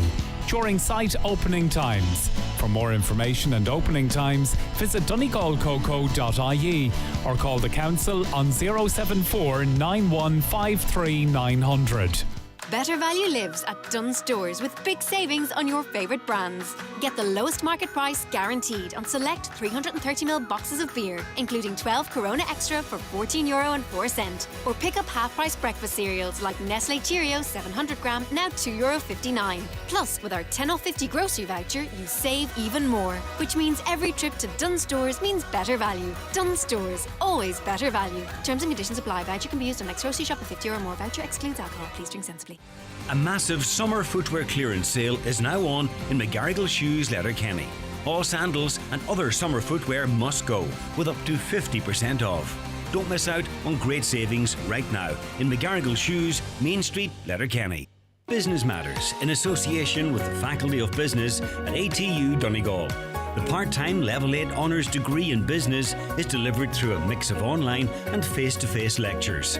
Email execedbusiness@lyit.ie. That's EXECED business@lyit.ie or call 9186206. All right, we're still in the company of Kieran O'Donnell. Now, tell us what's coming up on this podcast, available for you, by the way, on our website or on Spotify or iTunes. So what's coming up, Kieran? Cars and courses are the themes of this week's podcast. Greg, my guest this week are Shane Connolly, owner of Shane Connolly Cars in Donegal Town, and Owen Doherty, who is Retail Apprenticeship Manager with Retail Skillnet Ireland. So Shane Connolly shared his time as a plumber before he began selling cars on a full-time basis in Ballybofey in 2010. So just back in April, he relocated his business to the former Aircom site at Drumlonagher in Donegal Town, down beside you there, Greg. So in this clip, Shane spoke about the importance of social media and the significant role his wife Leona plays in the business. In any business, I suppose, especially when it's a business you started up yourself and your name attached to it, people might think you're on your own, but we have a very good team behind us here. My own wife there, Leona, is very important there in the marketing. She does all the Facebook and Instagram, and I suppose people don't necessarily know that with social media because they might think it's done internally or by the owner, but we've been very successful online, and a lot of that has been down to Leona and her dedication to it. And social media is brilliant, in ways, and there can be downsides to it too. You're constantly monitoring and making sure you get back to everybody. It's not easy. Sometimes you might miss a message or something like that, but you do try. It's been the backbone of the success and the marketing, definitely, for getting customers all over Ireland. The reach is fantastic, and it's a great platform, like Facebook or Instagram there for any business. Yeah, and what's interesting about Shane's business and on other businesses as well is that that you buy a car online. Like, obviously, he sells a lot of cars locally, but people all over the country buy it, and that took quite a bit of work and a very good product. That you would, one of the biggest purchases we'll make outside of a house is buying a car. And the fact that someone trusts a business or a business has a reputation where you can say, right, I'm taking that car based on what you've said and be a satisfied customer. Because if they weren't, that's the flip side of social media. Everyone hears about it. And I always think these guys, and I use that I use that covering all genders, right, is that they've created a business selling such a high-valued product like a car nationally. I think it's amazing what these people are doing. Yeah, and arguably it's probably the most important part of his business now is the marketing end and the marketing tools and how he uses those. And as usually, it's actually allowed him to sort of expand his business, and he talked quite rightly about the reach that social media gives him. All right, now Owen Doherty's on the show as well. Yes, Owen Doherty is Retail Apprenticeship Manager with Retail Ireland Skillnet, the leading training and education provider for the Irish retail sector for the last 20 years. Based at the CoLab in Letterkenny, it provides training nationwide to retail employers and employees. Here, Owen talks about the huge changes that are set to take place in the future of work. We would do quite a lot of research ourselves, quite a few reports. And I suppose I'm very interested in this whole idea of the future of work and where's work going. And there's huge changes in the future of work in the coming years. Obviously, technology is going to have a big impact. The artificial intelligence, the robotics, more and more jobs are going to become automated. Obviously, things like the aging population, growing emphasis on the green economy, preference for people to work from home, they're always having huge impacts. Some of the stats, some of the research that did surprise me there recently, Kieran, was, a lot of reports are saying, many of the reports are saying that somewhere between 60 and 7% of children starting school this September are going to work in jobs that don't even exist yet. So that was quite surprising. Another really surprising stat there I picked up there recently was that, in the past we wouldn't have switched jobs too much. But the people that are graduating this year, the experts would say, they'll probably hold about 17 different jobs across 5 different industries over their lifetime, which is very surprising and very exciting as well at the same time. All right, another interesting guest there, Kieran. The full interviews are available. Is it now or later? No, 11:30, Greg, as well, so they're actually up and available to download now. Happy days. So you can go onto our website, highlandradio.com, the in-demand section there, and listen to the programme right now if you wish. and you can listen to it on iTunes and Spotify as well. And if people want to listen to it on air, Kieran? Yeah, Sunday evening, Greg, after the 6 o'clock news. All right, and if anyone wishes to get in contact with you, just drop me an email, please. businessmatters@highlandradio.com. Kieran, thank you very much indeed. That's Kieran O'Donnell, and he'll be back with us, all being well, next Wednesday. Kieran, thanks very much. Good morning, Greg. All right, take care of yourself. Right, now, members of the Defence Forces could be drafted in to help with security at Dublin Airport. They'll undergo training to help alleviate some of the pressures on staff until the end of the summer if needed. The Department of Foreign Affairs said the government has supported a request from the Minister for Transport, Eamon Ryan. Graham McQueen's Media Relations Manager at Dublin Airport. I suppose, firstly, of course, good morning to you, Graham. Talk to us about how you see, firstly, do you welcome this move? And secondly, talk to us about the role you see for the Defence Forces at the airport. Yeah, well, I think it's important to state from the outset, Greg, that this is purely a contingency plan. So what we've done over recent weeks is chat to the government, who have been looking for assurances, really, that we won't see any mishaps again, like we saw at the end of May, where a number of people missed their flights due to problems at the airport. So in seeking to give them those assurances, we put forward a number of recommendations as to things that could happen to prevent those things happening again. One of those was the potential to have trained armed forces staff there available to us should we need it. And this is really the tipping point here, would be that if we had a rise in COVID cases within our workforce over the coming weeks, then we would be able to call on the armed forces to come in and do some of the roles in the airport that would typically be done by those staff who are absent. And they would be taking on non-sort of passenger-facing roles to free up other security staff to work in different departments. Is that how you see it going, Graham? Exactly, yeah. So if anyone's coming into the terminal, and we do happen to have the army in there, you wouldn't see them. They'd be doing roles like, we have a number of points around the airport where we bring in logistics trucks and fuel trucks for planes and things like that. Those gate posts are manned by security staff. They check the trucks coming in, the people coming in.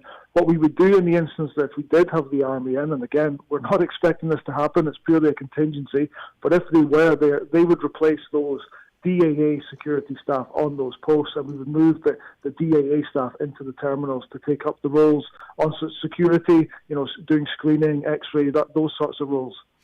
Graham, obviously towards the end of May, you would have been busy because there was some serious issues at the airport which led to over 1,000 people missing flights. Since then, a lot of effort has been put in to alleviate the problems that were causing that. But still, there are problems. Is it difficult for you to relate the message, Graham, that a lot of these problems aren't actually... I think the public can be confused as what's the role of Dublin Airport and what problems it's responsible for, and then the issues with airlines, baggage handling and what have you, which is outside the airport's control. It's a piece of work there, is it, in trying to relate that message?